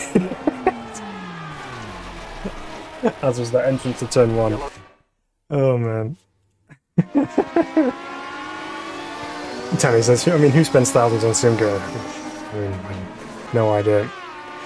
Okay, so that one's quite nice as well, obviously. Very nice car to drive. You're probably not going to notice too much the difference in terms of the aero that you may feel from the rear wing and the slightly different bodywork on that car, but it's still really nice to drive as well. So then, this is the smoothed out version, the Karl-Heinz Becker car. So we'll drive that one as well, and then we'll change the circuit, and we'll go somewhere else and drive some more beautiful Group 5 cars. Like he says, I will always be mid-pack, whatever I spend. It's about immersion and most of all having fun. Yeah, absolutely. And there's something to be said for these pedals. And obviously, yes, they are designed to be really high quality pedals, and they are really well made. But there's also an immersion factor to them as well. So working with the likes of Kevin Magnussen with Acertec Sim Sports, you're always going to have a good kind of baseline of where you need to be aiming for to get the emotion and the feel of a real pedal. And it's getting to that point with these pedals where, you know, Kevin was telling the guys that they are feeling much more like the real deal. So yeah, and they are really nice pedals as well. So I have no problems with thinking that I'm going to break them or damage them by being too rough with them, because they are built very tough indeed. Right, here we go then.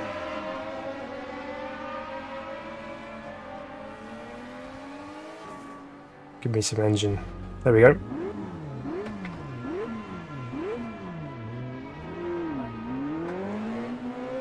All clear. Go, go, go. And away we go. Right side. Go Clear right. Porsche. Please don't take me out. Here we go. So this is the slightly less wild bodywork design 320.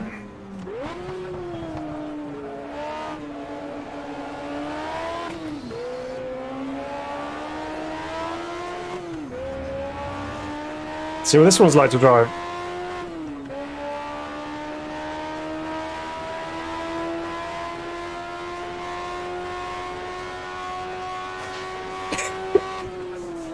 It just keeps revving. I was expecting it to hit a rev limiter at some point there, but no such signs. Just an ever-increasing frequency of noise coming from that beautiful BMW engine.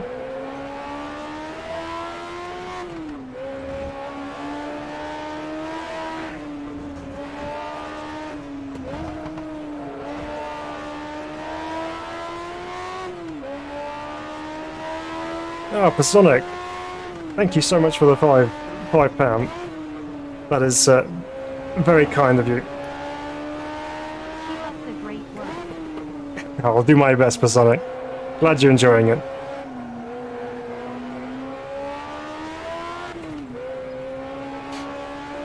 Oh man, it's so good. By the way, worth mentioning, what we're going to do going forward. So, I know a few of you guys have been donating through Super Chat for a few videos now, and I absolutely appreciate all of you guys for doing that. You're amazing. And to show a bit of appreciation, I'm going to give you guys the opportunity. So those who do donate through Super Chat, next time we do a community race, you can help me choose a car and track combo that we're going to use for that particular one. So Funky and Pasonic, next time we do our community races, we'll do something of your choosing.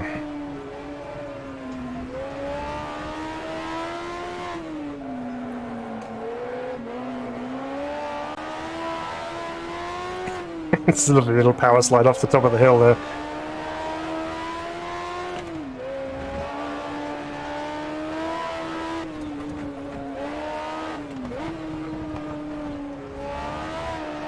And if you donate but you don't actually want to join us for the community race, which is absolutely fine, of course, by all means you can suggest something that we can try to record a video on. So for example, if you have a particular car and track combo that you really enjoy and you want to see me have a go at doing that, more than happy to do that for you guys.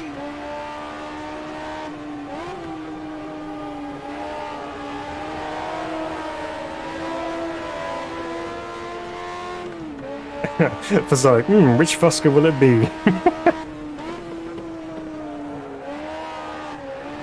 Whoa! Caution. Oh dear, Flag. overdid it. Oof. Okay, well that one maybe feels a little bit different to the other 320s in its handling. I think obviously there's some differences with the this is not only a difference with the aero potentially, but I think it's just a slight difference in feel. It might be a bit more nimble almost in a way, that one. So yeah, very good. One lap head start, says Danny. Oh, that might be a bit too much of an advantage. Don't want to pay to win here, Danny. So Stephen says that fifth gear is exponential. Yeah, it is. Absolutely, it just keeps going. If it's not going to drugs and pros, I want a refund, Phil.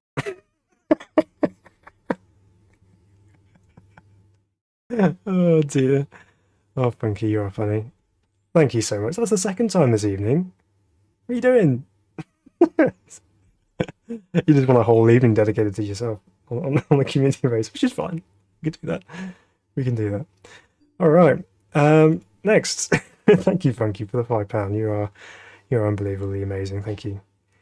Right. So that's 320s. It's Ford Escort time, everybody. So let's take a look at the options available to us with the Escort Mark II. I think we've got to go with the Zack Speed car, don't we? We'll go with Hans Hayer's car with the hat on the bonnet. So where should we go? Let's change the circuit up here. Let's do something slightly different. Where should we go? You look through the old list of tracks here on AMS1, and admittedly I've added a couple of modded tracks in here as well, but you look at it and you think, yeah, you know what? There's some tracks we've not yet seen come over to AMS2, which I would really dearly love to have. So let's go have a look. What have we got? I'm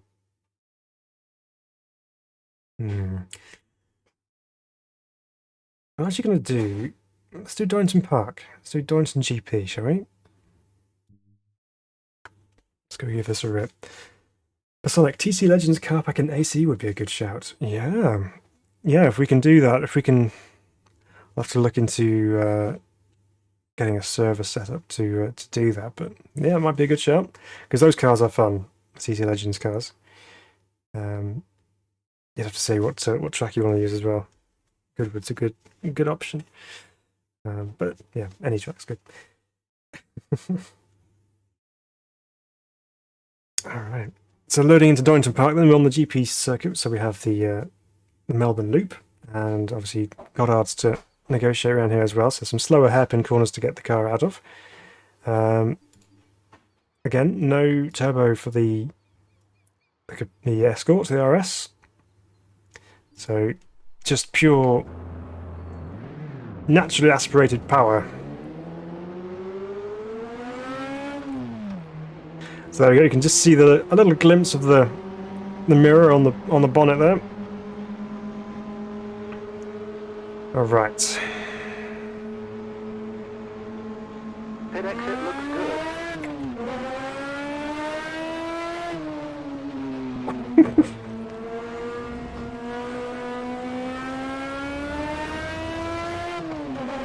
Oh, listen to that.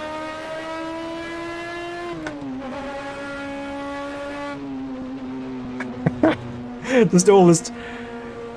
Take in the majesty of this sound for a second.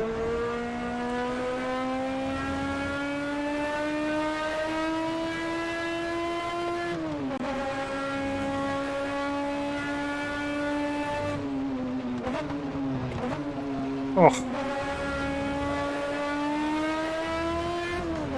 That is so good.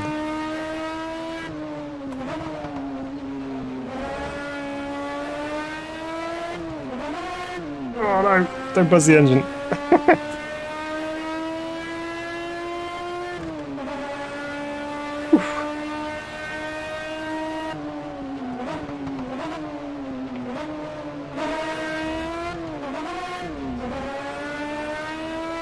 Anyway, let's settle down a moment here. Down to the Melbourne Loop.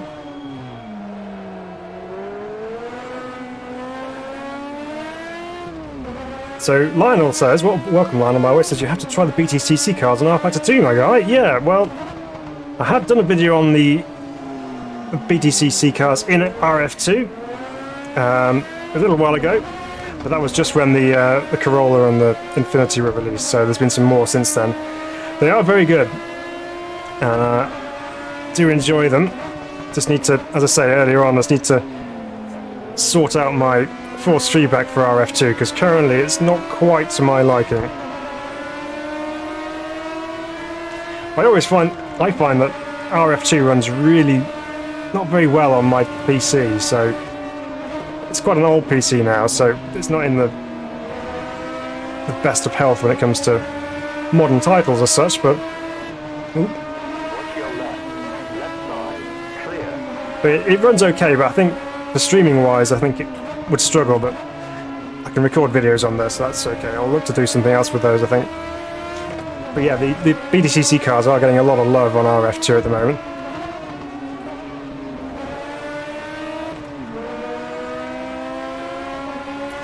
Now, I'm not sure the devs of this particular mod might be able to tell me a little bit more here, but obviously with the original Escort Mark II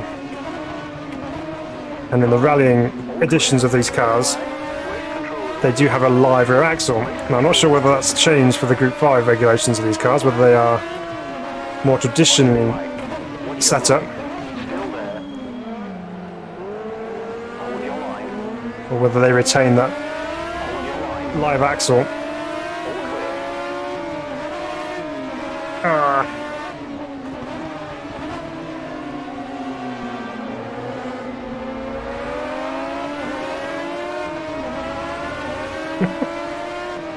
What a noise. So Persona says, and track made by Fat Alpine. Oh, okay. I'm not quite sure I know which one that one is, but...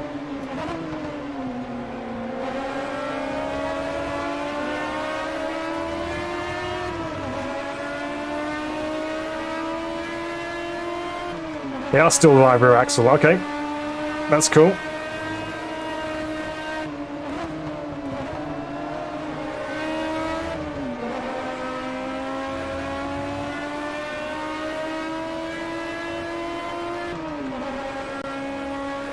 It's quite well behaved, really. Not too bad in terms of uncontrollable rear end, so it's quite nice to drive. It's nice and stable.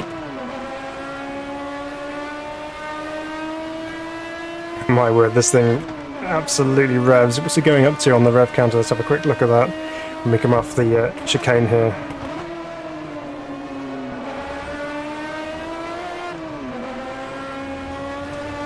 To fourth gear, go up to the red line. 9. Yeah, pretty much almost 10,000 RPM, which is ludicrous.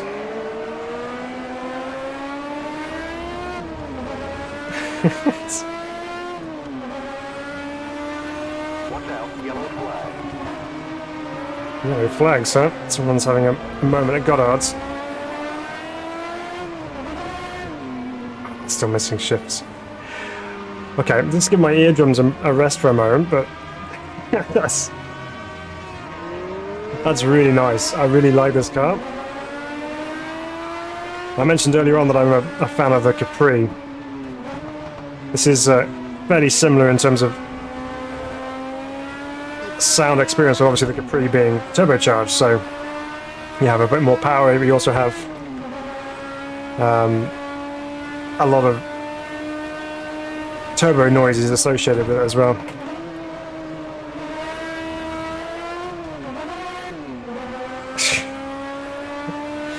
Oh dear. This is a Casa Skoda, yeah, it certainly is.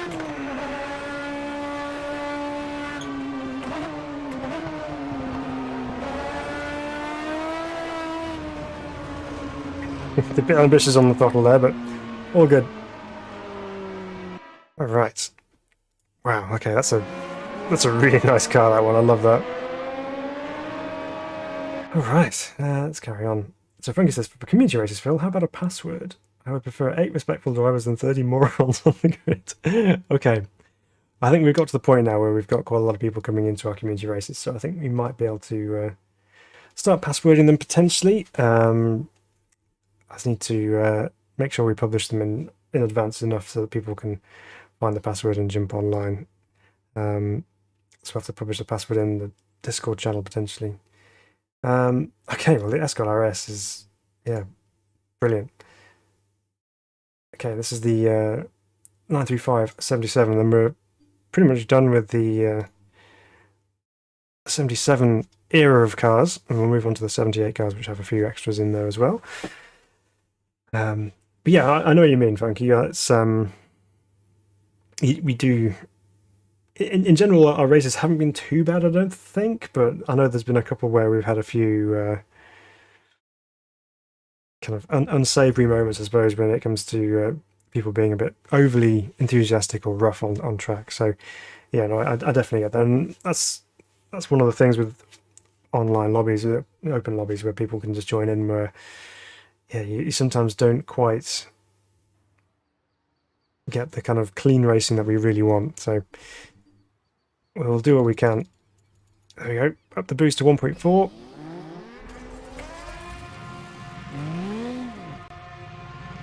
So let's see if we can tame these 935s.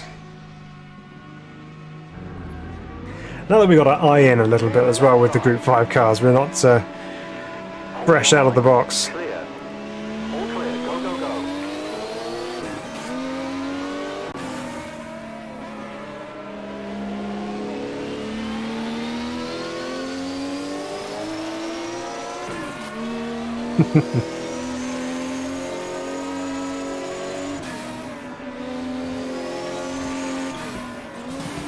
Steering is actually a lot heavier with this car compared to On your right. the BMWs and the Ford as well, actually. It's a noticeable difference because I guess the BMWs and the Ford felt quite nimble and agile on their tyres. Left side. All clear. Watch your right. On your right. Left side, and then all of a sudden it was all clear. That's because we took them out. But yeah, this one does feel a little bit heavier, a little bit slower to react, but then you've also got all the power as well, so very different animal. Watch your left.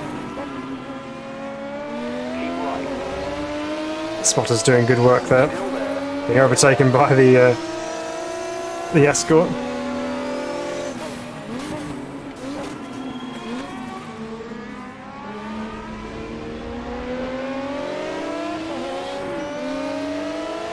Even from back here, that Escort sounds amazing. Left side. Into Goddard's we go. All clear. On your left. All clear. Car left. Clear left. Hit and miss this Funky. You're normally up front, so you don't see most of the carnage behind. Well, yeah, I guess there is that. Right. Keep left. There are a couple of times where I started from the back and I have seen some chaos. There goes one of them. Sinking through the tarmac a little bit there, but goes one of the 935s. Do the craners. Down to third gear for the old hairpin.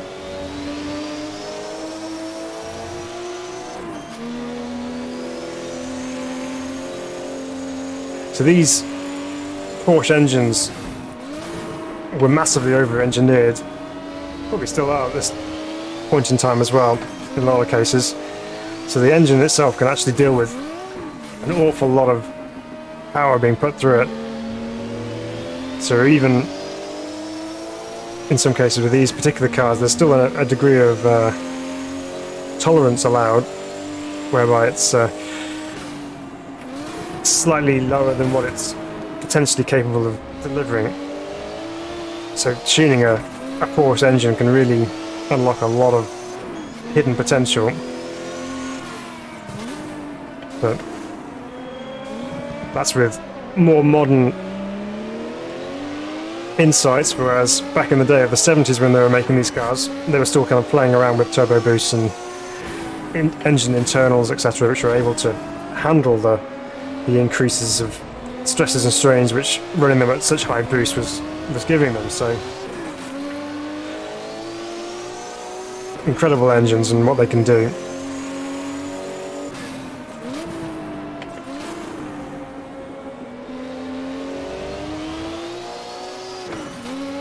Just lighting it up out of Redgate. When you get that boost, you just don't want to let go of the throttle.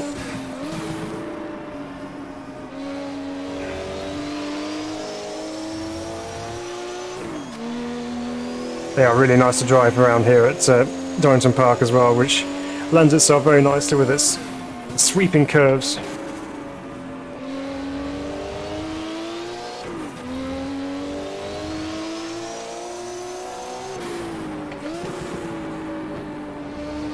into Coppice, one of the hardest corners on the circuit.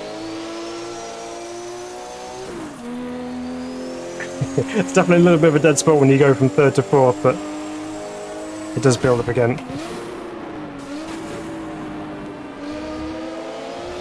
You exceeded the track limit. Yeah, it was a little bit too far over the curb there, but it's alright.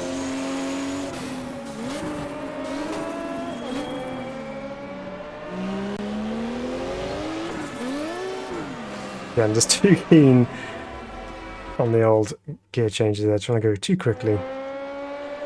But that's nice. Very, very nice indeed. Right, let's move on to 1978, shall we? Let's go forward a year in time. And then we're back into Division 1, so we have 320 turbos as the first car on the list, so there we go. This time we have a turbo attached, whereby we didn't before. So let's, where should we take this one?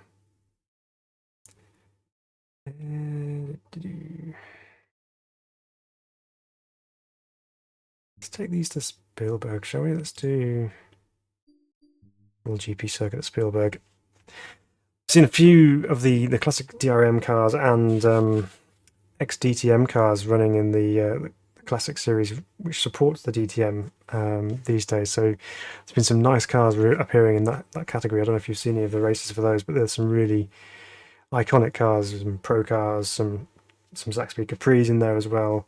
And yeah, there's some really nice cars which are just always a joy to see racing. I know they've raced a few Group 5 cars at the Youngtimer events over at the Nürburgring. But yeah, it's just so good to see these cars still being driven today as well. I know they're potentially a little bit frail in their old age, but they still get driven hard. So that's good. Pasonic says, I hate to think how long this mod took to make. Great job, guys. Yeah, absolutely. A lot of time and effort being put into these cars. Oops. Critical error. Forgot we had a turbo.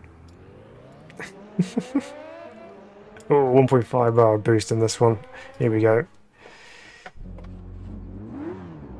So I believe, is this the one that was supposed to blow my head off with power? Let's see how this goes. Coming out of the turn 2 hairpin could be a challenge, and turn 4 as well possibly, along with 5, 6, 7. Okay, again, let's just ease ourselves into this as we almost clout the pit wall on the exit. That's all that power in one big lump. Already having to get on the brakes, and that wasn't early enough.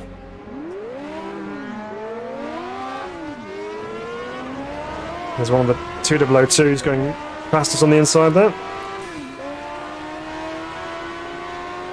Nice hazy sun in the distance.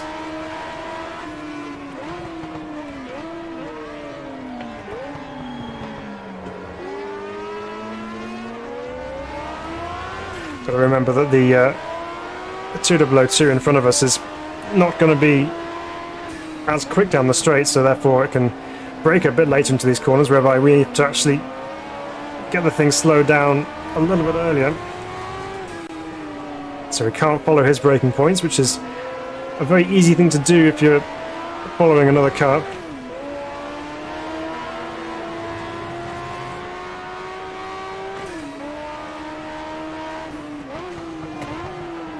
So just like that, just too quick into there.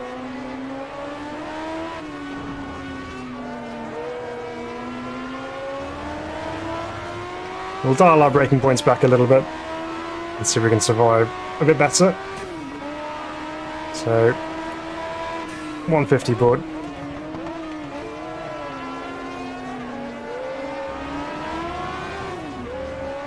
Probably a little bit earlier than that.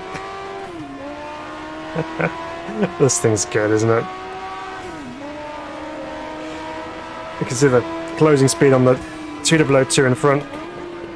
on the brakes as soon as the track straightens up, and that's just enough time to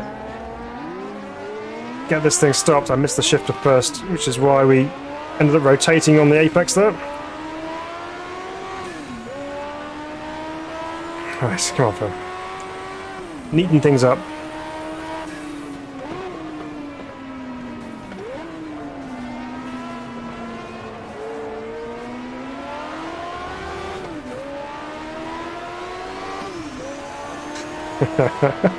You kind of end up getting into one long slide through that corner. Got a bit of helping hand from the inside, one of the Porsches.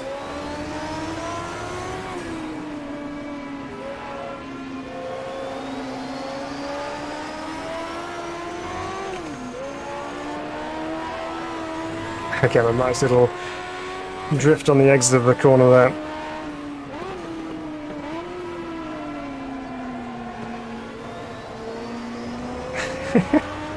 Need to brake earlier.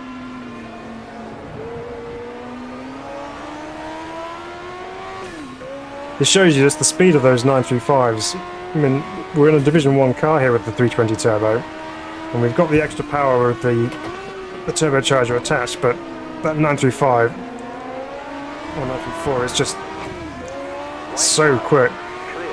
Clear right. So it's awesome when classics still go race, says Frankie. Yep, and not just for show, really raced.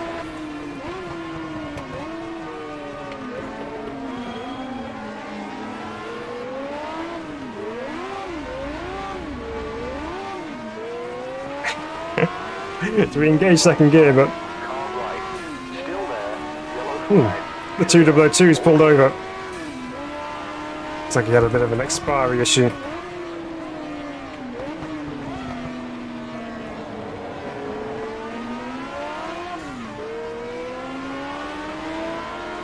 Because I think it's because of the turbo lag, you kind of want to get into gear as quick as possible so we can keep the momentum going forward, but you've still got to get it into gear properly.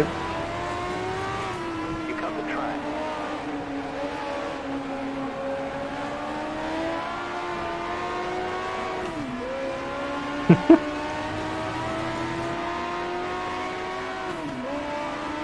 Oh boy. And again, too late on the brakes to hit the brakes before you crest the top of that hill.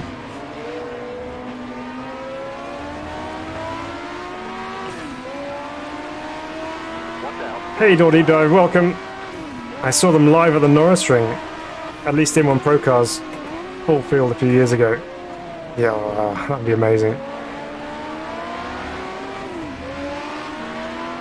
Yeah, there are some racing DTM classics on there, yeah. Very successful as well, the M1s.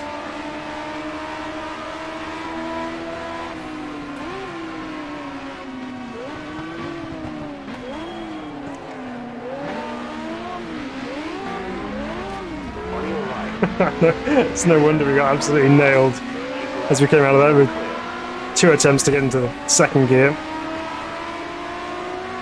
There's one on the non-turbo 320s, which, All clear. again, better on the brakes. Clear. Right side. And we just overcooked Clear it. right. That thing is fun. Just watching it moving around. I mean, there just looks, there's so much theatre on the track, isn't there, when you look at them?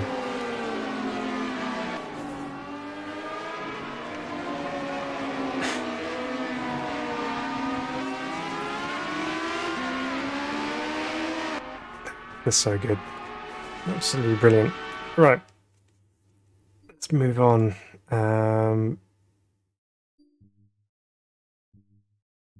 So there's another 320 turbo here, which is the Norris Ring spec one.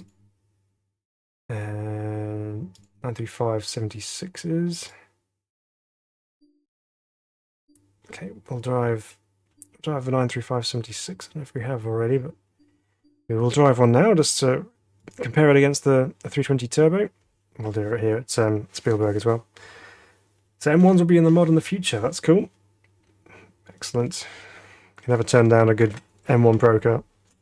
It's they in Group 5 spec at least they had the M1 as well, didn't they, with the March type that they did. So it's like an M1 but Group 5ified, I suppose you could call it, where they've added the additional bodywork and the spoilers and things, and yeah, another mad creation from the era of Group 5 cars. Nice fire up sound on the... Let's fire that up again.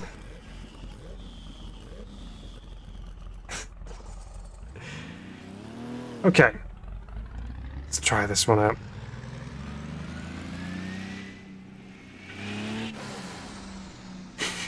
Oh no, we didn't turn the boost up. I will remember this next time before we go out on track. Let's run to 1.5 bar again. Okay, perfect.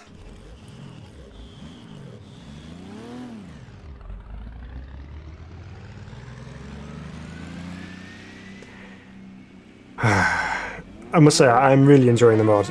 I think Group 5 cars in general are some amazing cars to drive in sim racing. So the ones in Race Room are good fun. Obviously, there's the original DRM mod for R-Factor 1, and also a set of Corsa it's out for. But any opportunity you get to drive a good Group 5 mod, such as this one, you just got to take it, because there's such an experience. Let's get the gears. One of them will do. Car right. Clear. Watch your right. All clear. Let's unleash the rocket ship, which is the 935. On your right. All clear.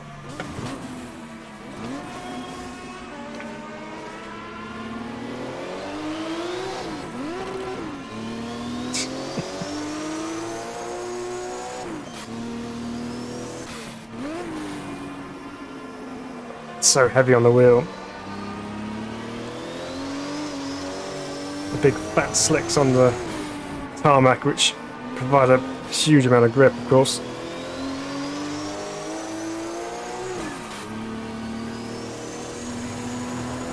And a drift over the curb on the exit there.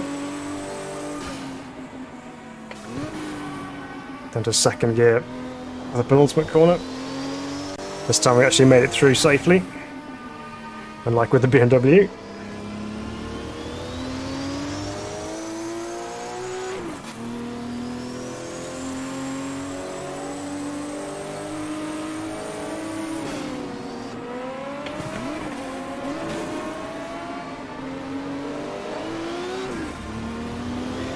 Okay, nice and easy out of turn one.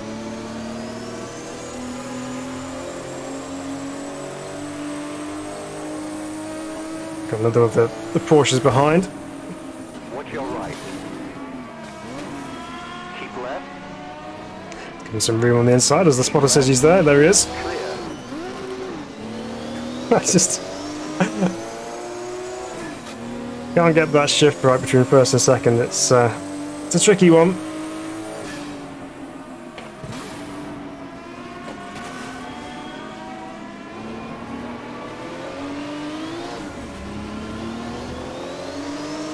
Again, it just comes down to a little while of just not having to be so accurate with the inputs on the clutch pedal, because in some cases you can get away with being quite lazy with how far you push the pedal down, whereas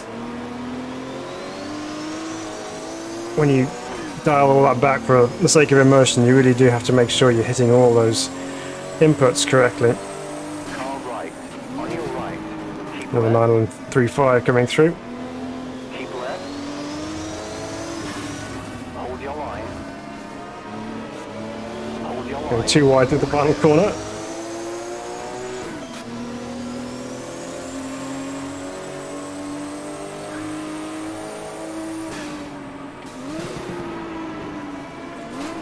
Oh, too deep.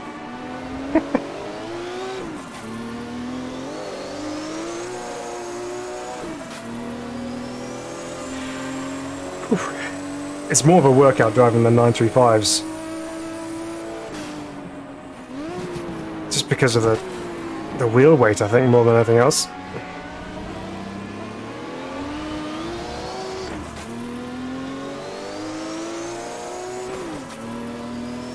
So Funky says, watching the M1 Pro cars in real life, they seem to be thrown into corners and four-wheel slide through.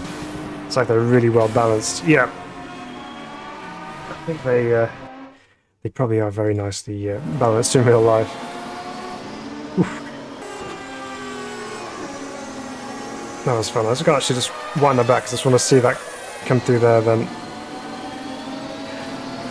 Nice little slide on the exit. Oh. They are beautiful things on there though. It's so cool. Alright. Let's go back to the menu and see what else we can find. So that's the 76, the 78s. Right, yeah, so this is the Moby Dick one, which is the one we've got to try. So let's find a new location for this one, shall we? Let's just go mad and go to Virginia International Raceway, I think, for this one. Because why not? Just throw some corners at it and see what happens. Oh, man.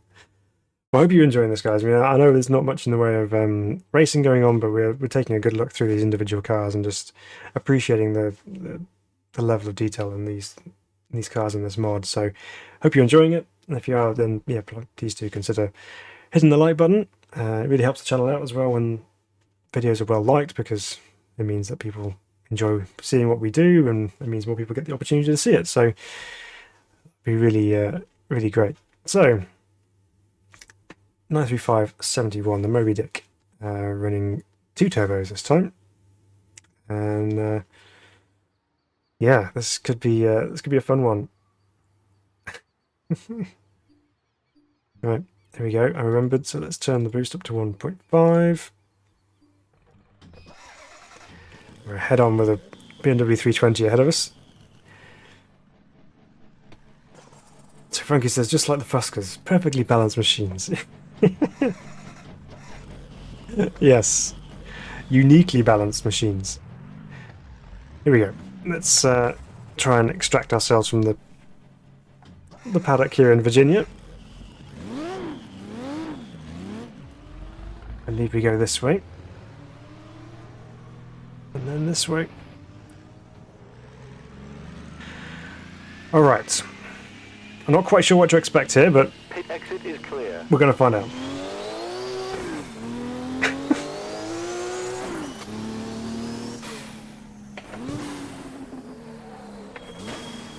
Oh, introduced myself to the grass already.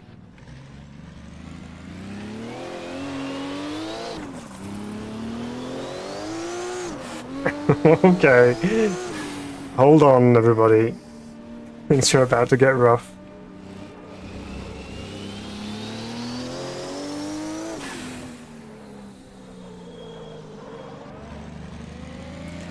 Just sticking it in second gear through here just to ensure we get through without any major dramas.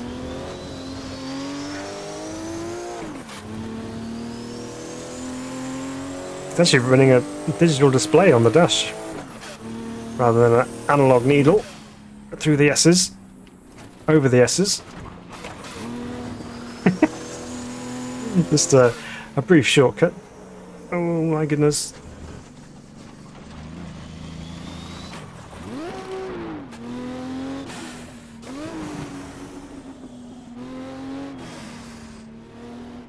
Okay, this time, when we come around to start our first flying lap, we'll try and explore more of the tarmac rather than just the grass as well. Oh, always enjoying your channel, says 3D Dawdy. Thank you, I appreciate that. Oh my word, this thing is quick. This is not going to stop. Get ready for liftoff. You cut the track. I know. You don't need to tell me that. Alright, here we go.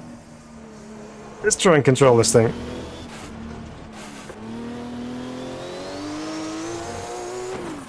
You exceeded the track limit. I know. Wasn't expecting that lap to be valid anyway, to be honest. Getting the brakes way early.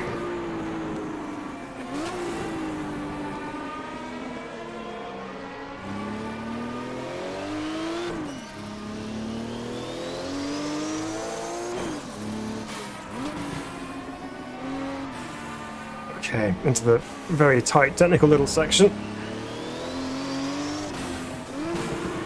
This time we'll use first gear. Be brave.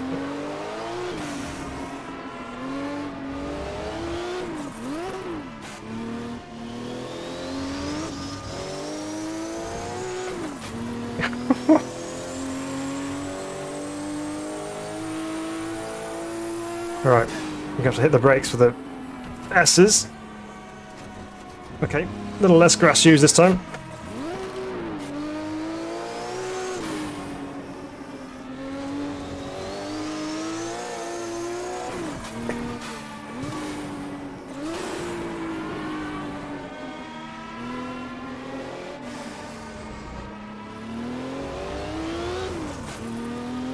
Okay, well, now we got through that bit, I can breathe and talk again.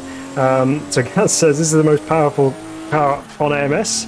GT car wise, it could very well be, I think, actually. It's pretty powerful, and again I've missed my braking point, so again we're gonna... Oh no! Gonna stop! Yes! Thank you, brakes. Oh, wow.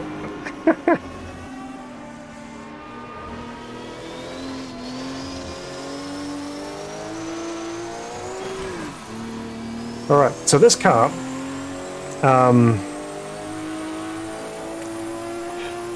features in a set of Corsa as well.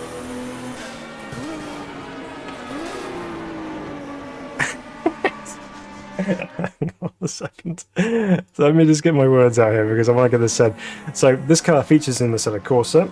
That's part of the Porsche packs. And I've driven it on a set of Corsa. However, driving it on here, it drives more like I would expect it to drive. It almost feels a bit tame in AC, whereas on here, it's anything but tame. It really is. It's an absolute brute. And I'm going to drive it again. Because I want to try and tame it a bit more.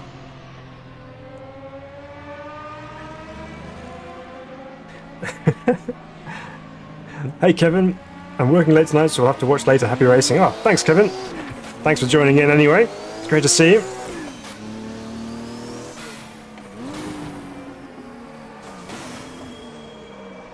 Stop.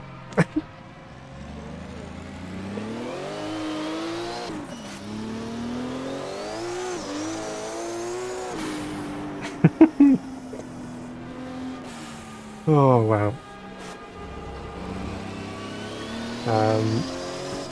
Frankie says, come on Phil, you know this track. Yeah, I know. It doesn't look like it, does it?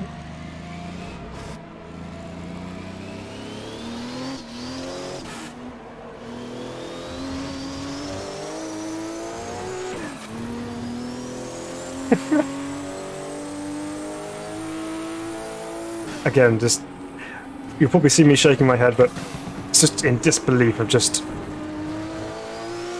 What kind of car is this? It's just...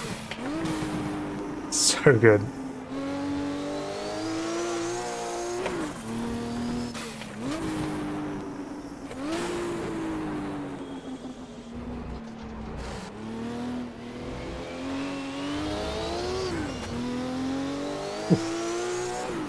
It's a beautiful opponent sounds also. Yeah, it makes a real difference when you can get a really good ambiance around the circuit with the opponent car's engine sounds. Right. Break at the 5 board.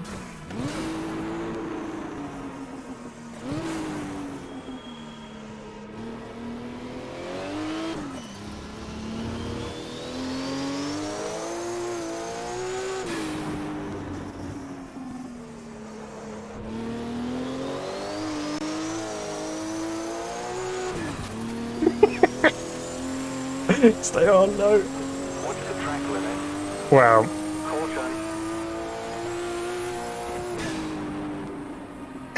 Caution. Getting on the brakes before even the sixth board appears, just to make sure we get through turn one this time.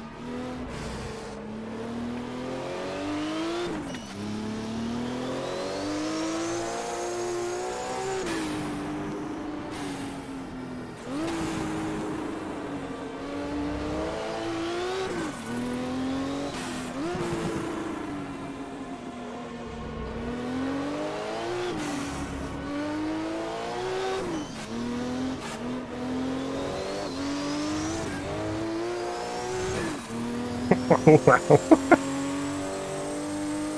Oh, it's so good.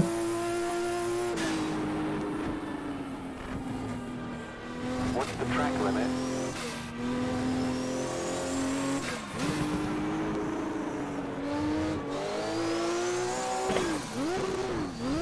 No.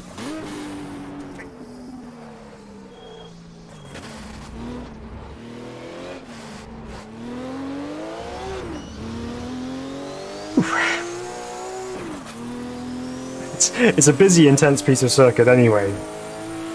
For driving this thing, it's pretty full on, but very rewarding.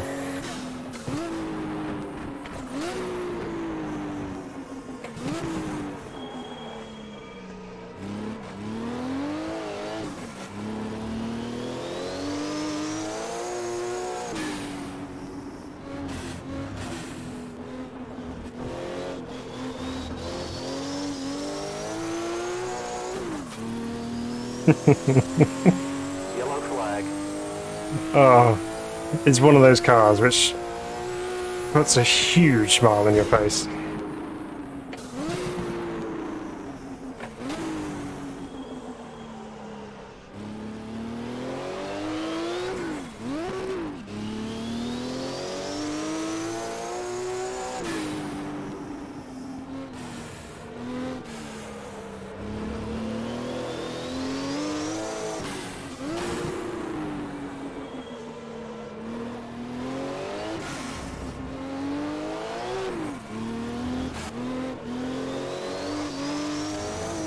Just playing with the throttle through there, just trying to get the rear end to rotate and get that power down as well. It's just so good.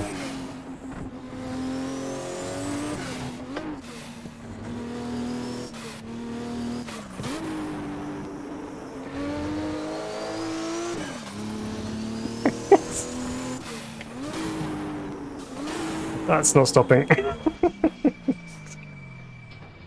Oh man, oof. That's, if you're cold in the winter, drive that. You won't be for long. Let's just go take a look at that just for a moment. Let's as you know, this is a good spot to watch it from. Just enjoy this lap for a moment, or what's left of it. I mean, look at the pace of it and on a straight line. I mean, it's just, you don't really get a sense of that because you're so absorbed with trying to spot your next braking point. But when you're watching it from outside, the car is just so fast. There's that misshift. You can just see the front wheels, just those constant little adjustments to the steering inputs. Oh.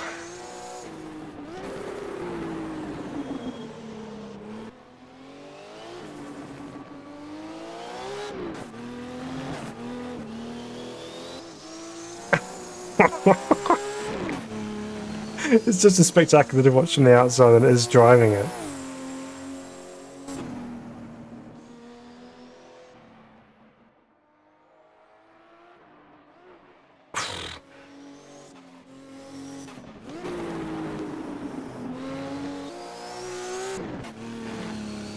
That's just...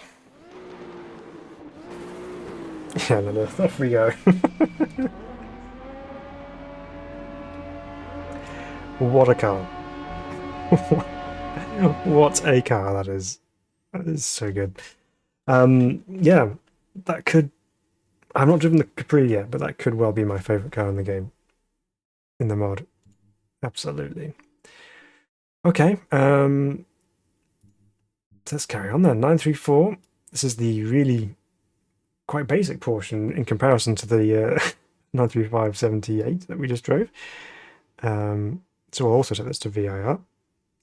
And so we get on. So Matthew says that rev light LEDs get updated too on this car. Timing is off. Okay, so that's one to bear in mind. So yeah, they don't quite match the heads-up display. Okay, but it's cool, isn't it? The LEDs on the rev light. It's pretty nice. The 620R Automobilista. Well, I think there is a 620R on AMS1, isn't there? I'll have to have a look.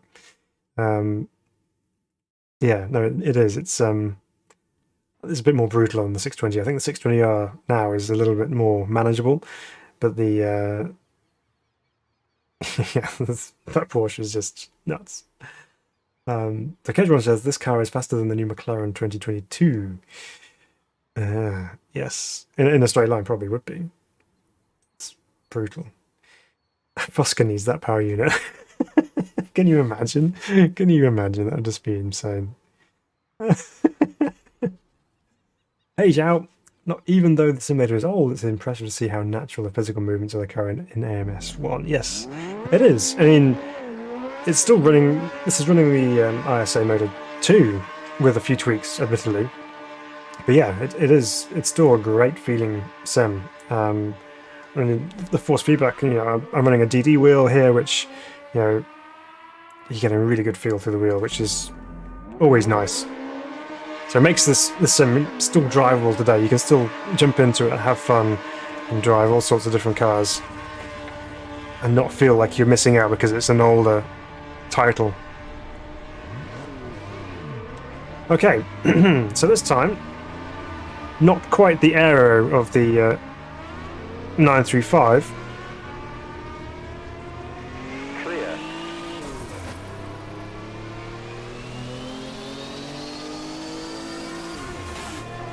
And a little bit more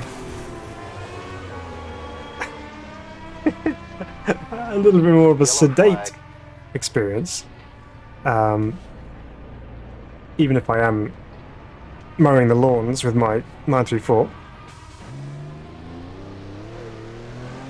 only because I completely misjudged my braking point, but that's okay. We're back on the track now.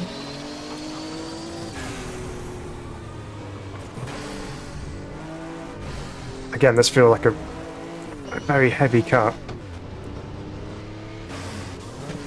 It feels really slow after that Moby Dick Porsche.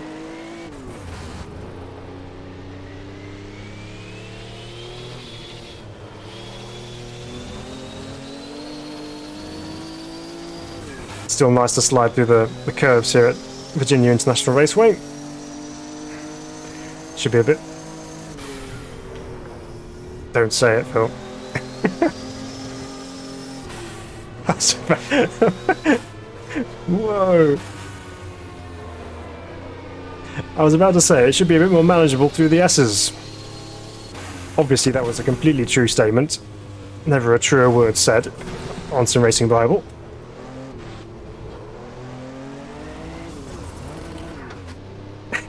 This thing's loose.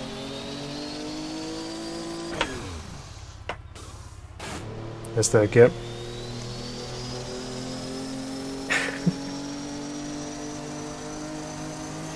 So Kezron says, where's Ohio? So I'm not quite sure whereabouts in the States it is. I want to say somewhere in the Midwest, but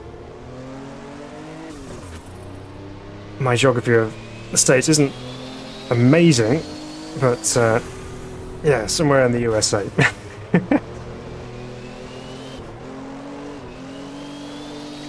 So what you're feeling with this car is the weight of that engine over the rear. And that's what was really upsetting the car through the S's.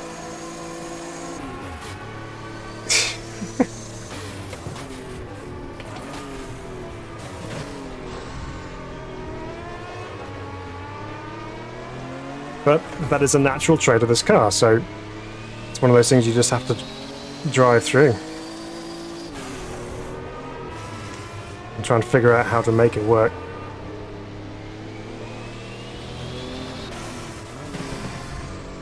into this tight, twisty little section.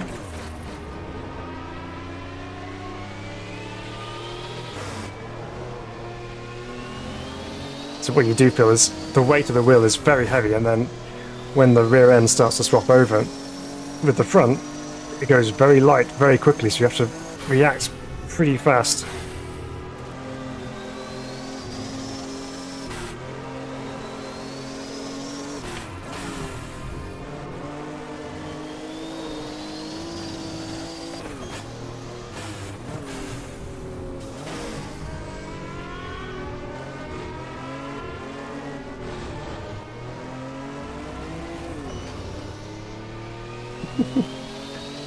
Anyway, so Monkey's a settle Gareth on the adding the Moby Dick engine to the Fusca.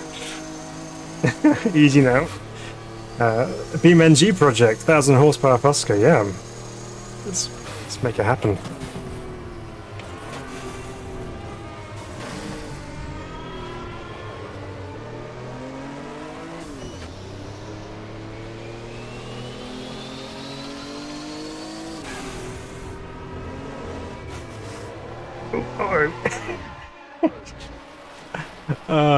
There's that Done. that Fusca-esque trait whereby you have gradient and direction change equals swapping of ends. That's a fun little car. It's also just as challenging as the Moby Dick Porsche, actually, almost to a degree. Just in terms of trying to get the most out of it. But it's fun anyway. It's a good addition. It gives you the full rounded experience of the Group 5 cars, not just the mad, ridiculous horsepower things, but also the slightly tamer version, but still just as terrifying. Okay, so K2 Porsche 935s, I think we've driven. It's the 76s here. I think we've done a few of those. Just conscious of the. Yeah, so let's drive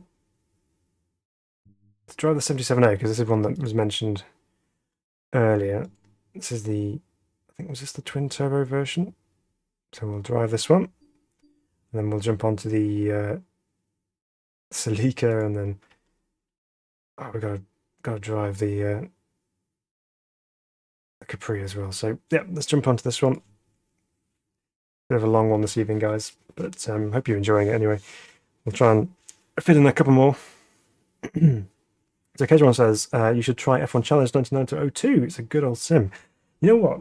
It's funny you should mention that, because it's having a bit of a sort out around the rig today, and I came across the DVD box for that. So I have got F1 Challenge, which I did run quite a lot back in the day with the various mods available for it. And yeah, it was really good. I haven't tried it with the the newer equipment, but yeah, F1 Challenge, that's really where things kicked off in terms of the modding world. Ooh, actually, seeing as we're on turbos, if we didn't do this with the last one, but we need to bump the boost up. There we go. Bill's gloves are the most expensive part of his setup. Totally optional as well.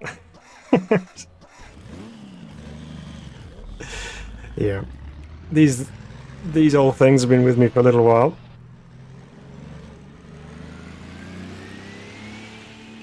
But yeah, it's just to keep my wheel in a nice condition.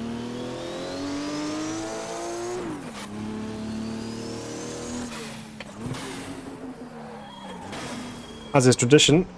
Oh no, we managed to avoid the grass at turn 1 on the outlap.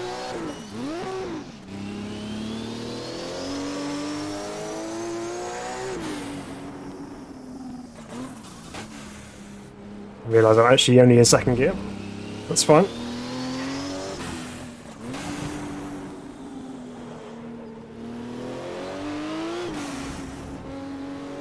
Well, the noise on the off throttle when you have that dumping through the wastegate of all that boost pressure. The blower valve is working hard.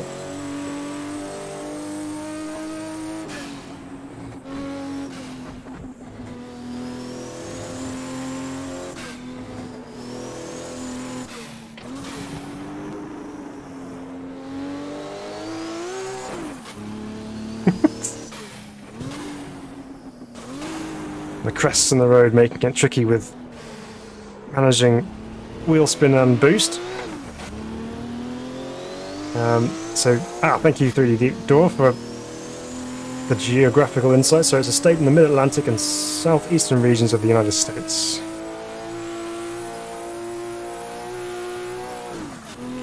Only just getting into fourth gear, we have to get on the brakes because we're approaching this corner rather rapidly.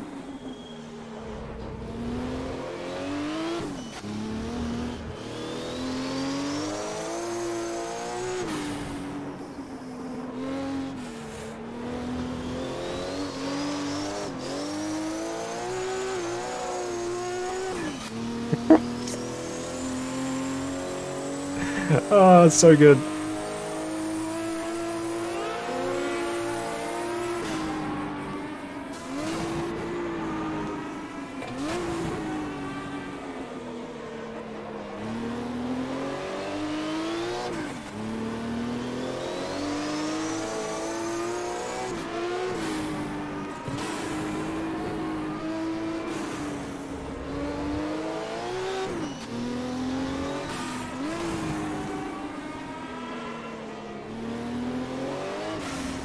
Okay, we'll finish this lap off and then we'll jump into the Capri.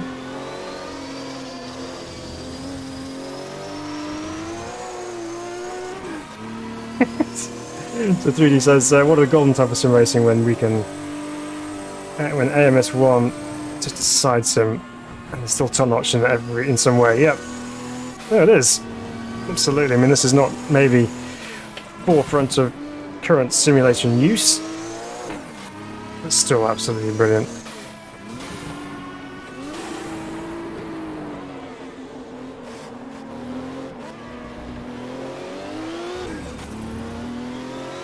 Rally, so good.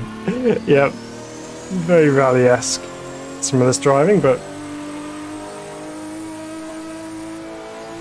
yeah, gotta do what you gotta do.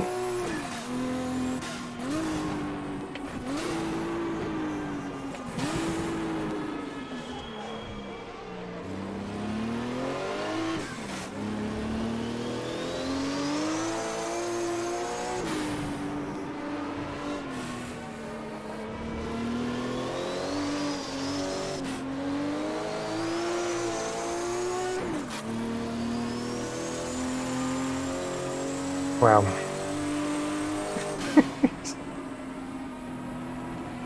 What a machine that is. So good. Right, anyway.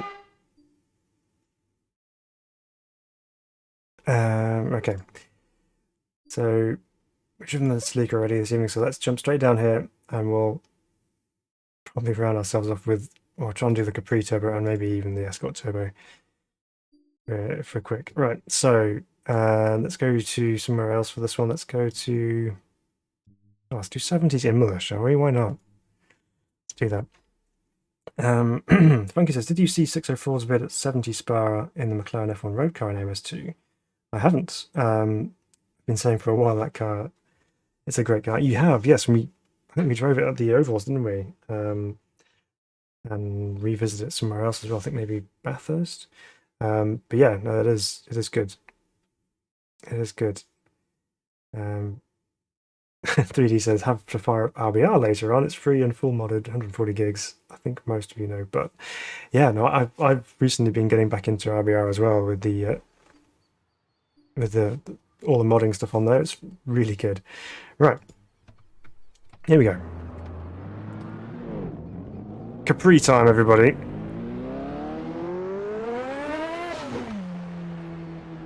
Ooh. Sorry. Not quite Capri time.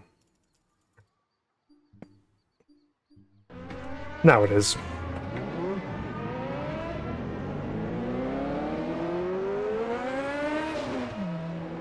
Full boost in the Zaxby Capri. All clear.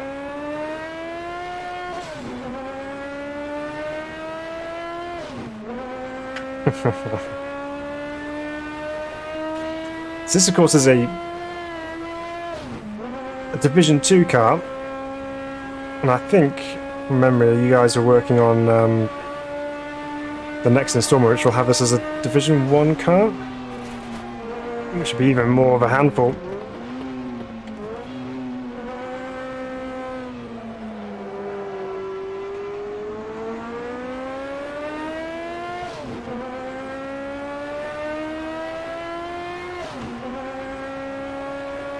Yeah, because this is feeling like it's slower than the Escort, sorry, the Capri's that we're used to. She's probably got a bit more power involved. But still, what a noise. Oops.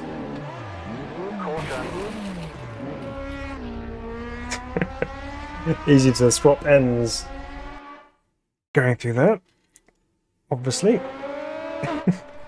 Let's try again.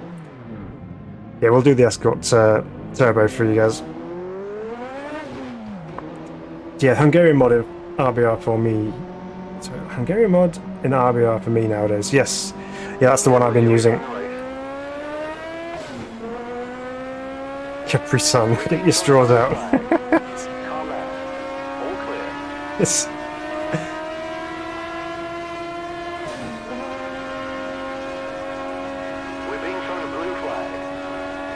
Yep. That's the car coming through behind.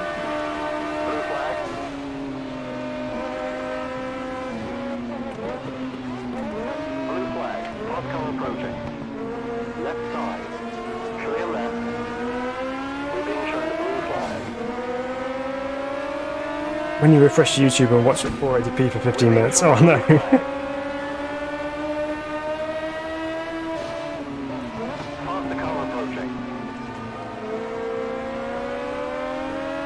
We're being harassed by an Escort behind. Right, let's try and survive through Aqua Minerale this time.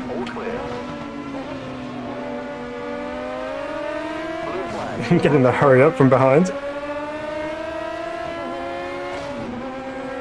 So this is 70s Imola, so no chicane to worry about up here.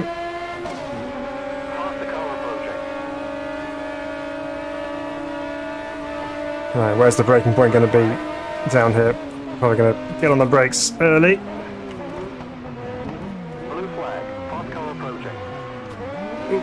No! All over the place with the gears on the downshift then. Ooh! Escort having a bit of a moment there.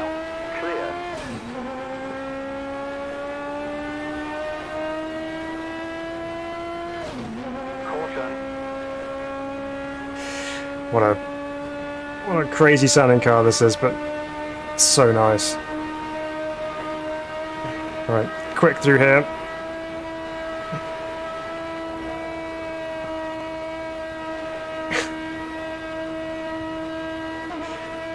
Pretty much flat out.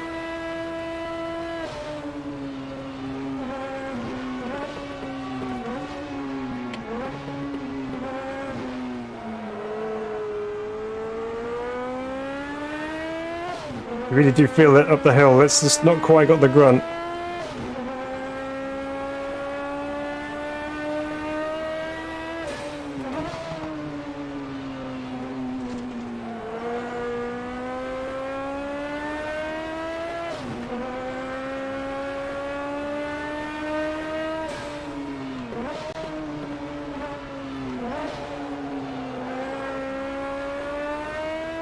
When you get those two corners right, they do flow very nicely through that.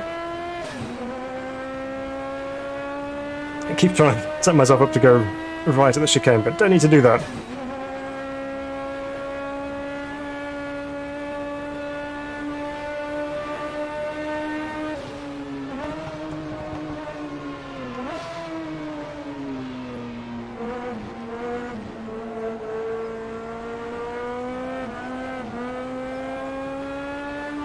Okay, we managed to survive that one as well.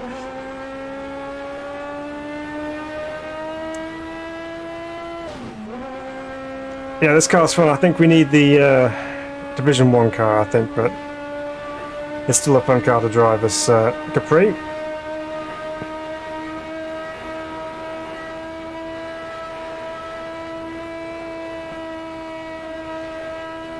Just balancing it on the steering inputs through there, completely flat out through the first sweeping corner there.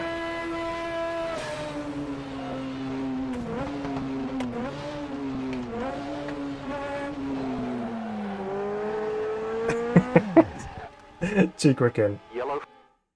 Oh man. Okay. Let's go try the Escort Turbo. But the Capri's nice. I do like the Capri. Right. Escort. There we go.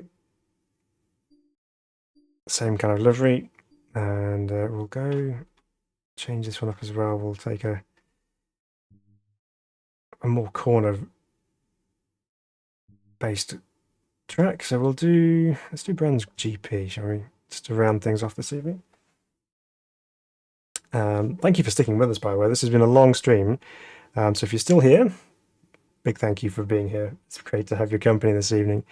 But it's been fun just driving all these different Group 5 cars, and I've lost about 20 kilograms of weight this evening. It's been quite a workout, but it's been fun. I've really enjoyed it, and I think I can't say it enough, but big respect to the guys who've put this mod together, and for the detail that they've gone to and the feel of it through the physics. It's just, yeah, absolutely brilliant. So big thank you to you guys, and I'm looking forward to seeing what the update's going to be like as well. It's going to be even better, I'm sure. But here we go then. Oops, no we don't. Again, forgot about the boost, so let's put that on. There you go, 1.4 bar. So yeah, so if you've not tried, and you have still got, or you have the original AMS1, and you've not tried this mod, absolutely worth checking it out. You will certainly enjoy driving it. That's for sure. Right, Brand's GP and the Escort Turbo.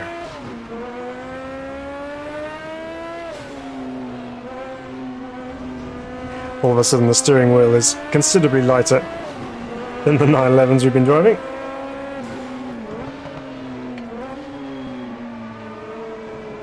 So Funky says it does not matter what sim or car you can drive. That is one of the most challenging points in racing. Yeah, it is. Just driving whatever you fancy and just having an absolute blast with it.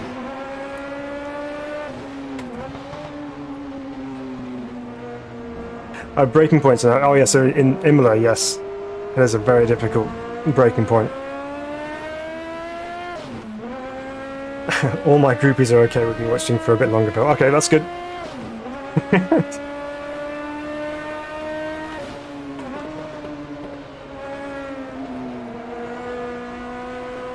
Okay, so now we've added the turbo to the Escort. We didn't have that before.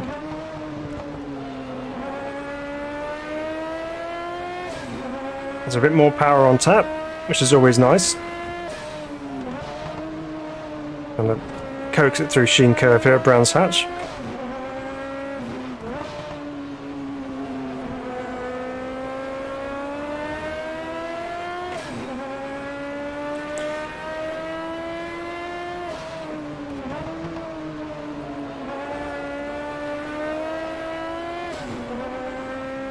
It's so good.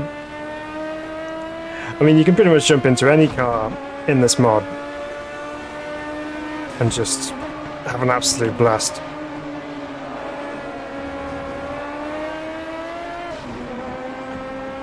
Because they're all just really well done.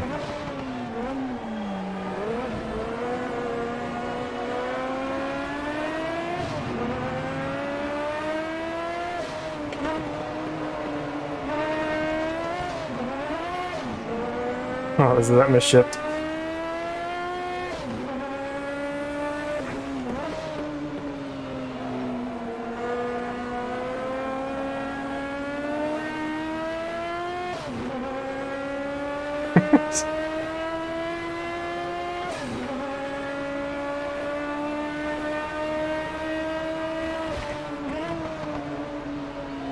Oops. No. Oh, I thought we were honestly going off then.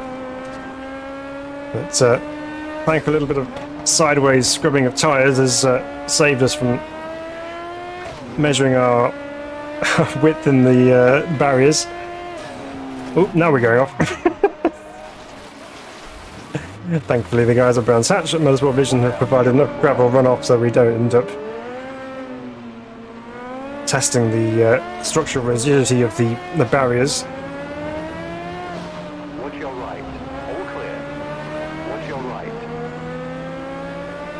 All clear. Another of the escorts behind.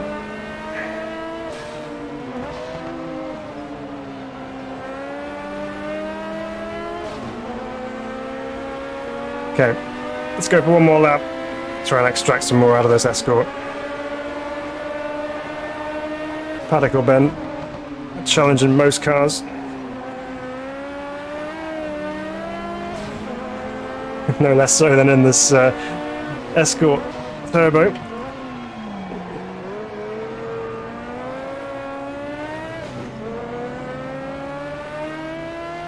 Sometimes you just catch those slides and you're just like, yep, no problem.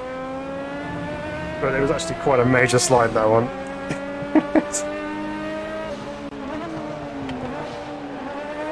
Nope. That one almost got away. Probably because I went down to second gear and might not have been needed.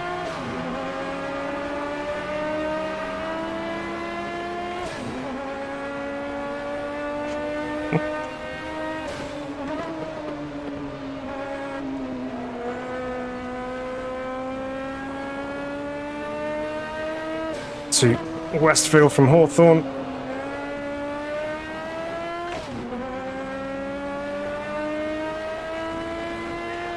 This time keep it in bounds at Sheen Cove, not try and drop a wheel on the grass on the entrance.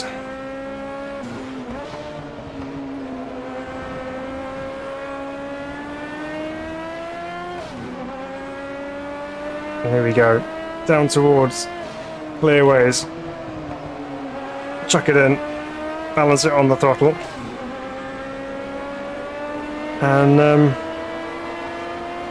up and over the line we go.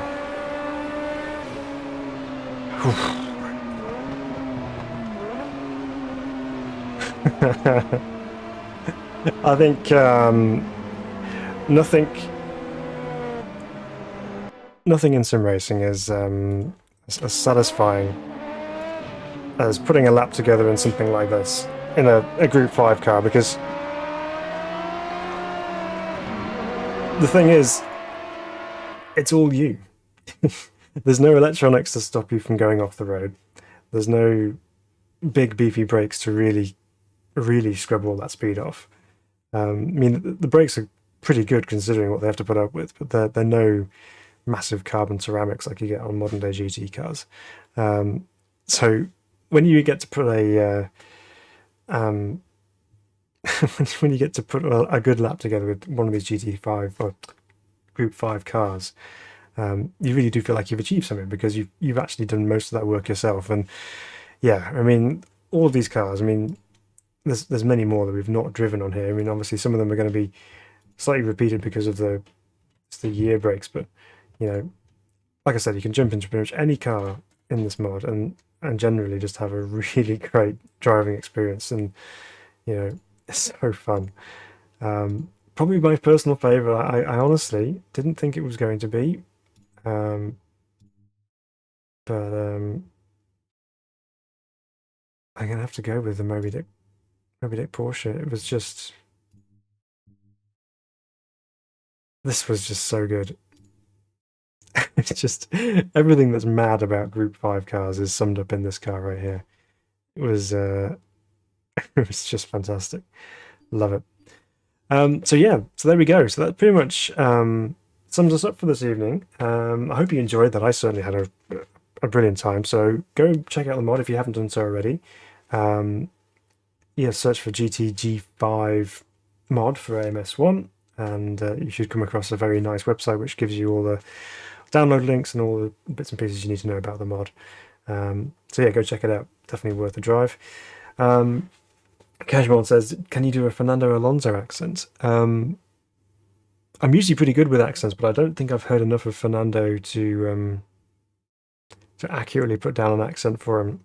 But I will practice for you, Casual. I'll put some practice in so I can do it. So 3D says, oh, MS2 update release candidate out now on Steam, 2.3 gig. I know they've added indie to the update as well now, I think. So yeah, we'll have to check that out another time. Kesron says, can you look at my clip on Discord? On stream? Yep, I will do that. Certainly, I'll take a look at that now. But yeah, thanks, guys. Hope you enjoyed that. Some turbo fun, as 3D says there. You're very welcome, guys. Thanks very much for joining us this evening. It's been a pleasure to have your company, as always, here at Sim Racing Bible. It's always fun to try and drive something a little bit different, a little bit out of the mainstream. But you know, great fun nonetheless. So again, thanks, guys. Hope you have a wonderful rest of your weekend. Thank you for joining us, and we'll see you very soon. There should be a very cool video coming out with a nice comparison between my old pedals and the new pedals. That should be coming up very soon as well, so stay tuned for that. But yeah, thanks, guys. Thanks for your community vibe through the chat tonight as well. It's good to have you with us, and thanks for joining us for the devs as well. But yeah, so until next time, take care of yourselves, and we'll see you next time. Bye-bye for now.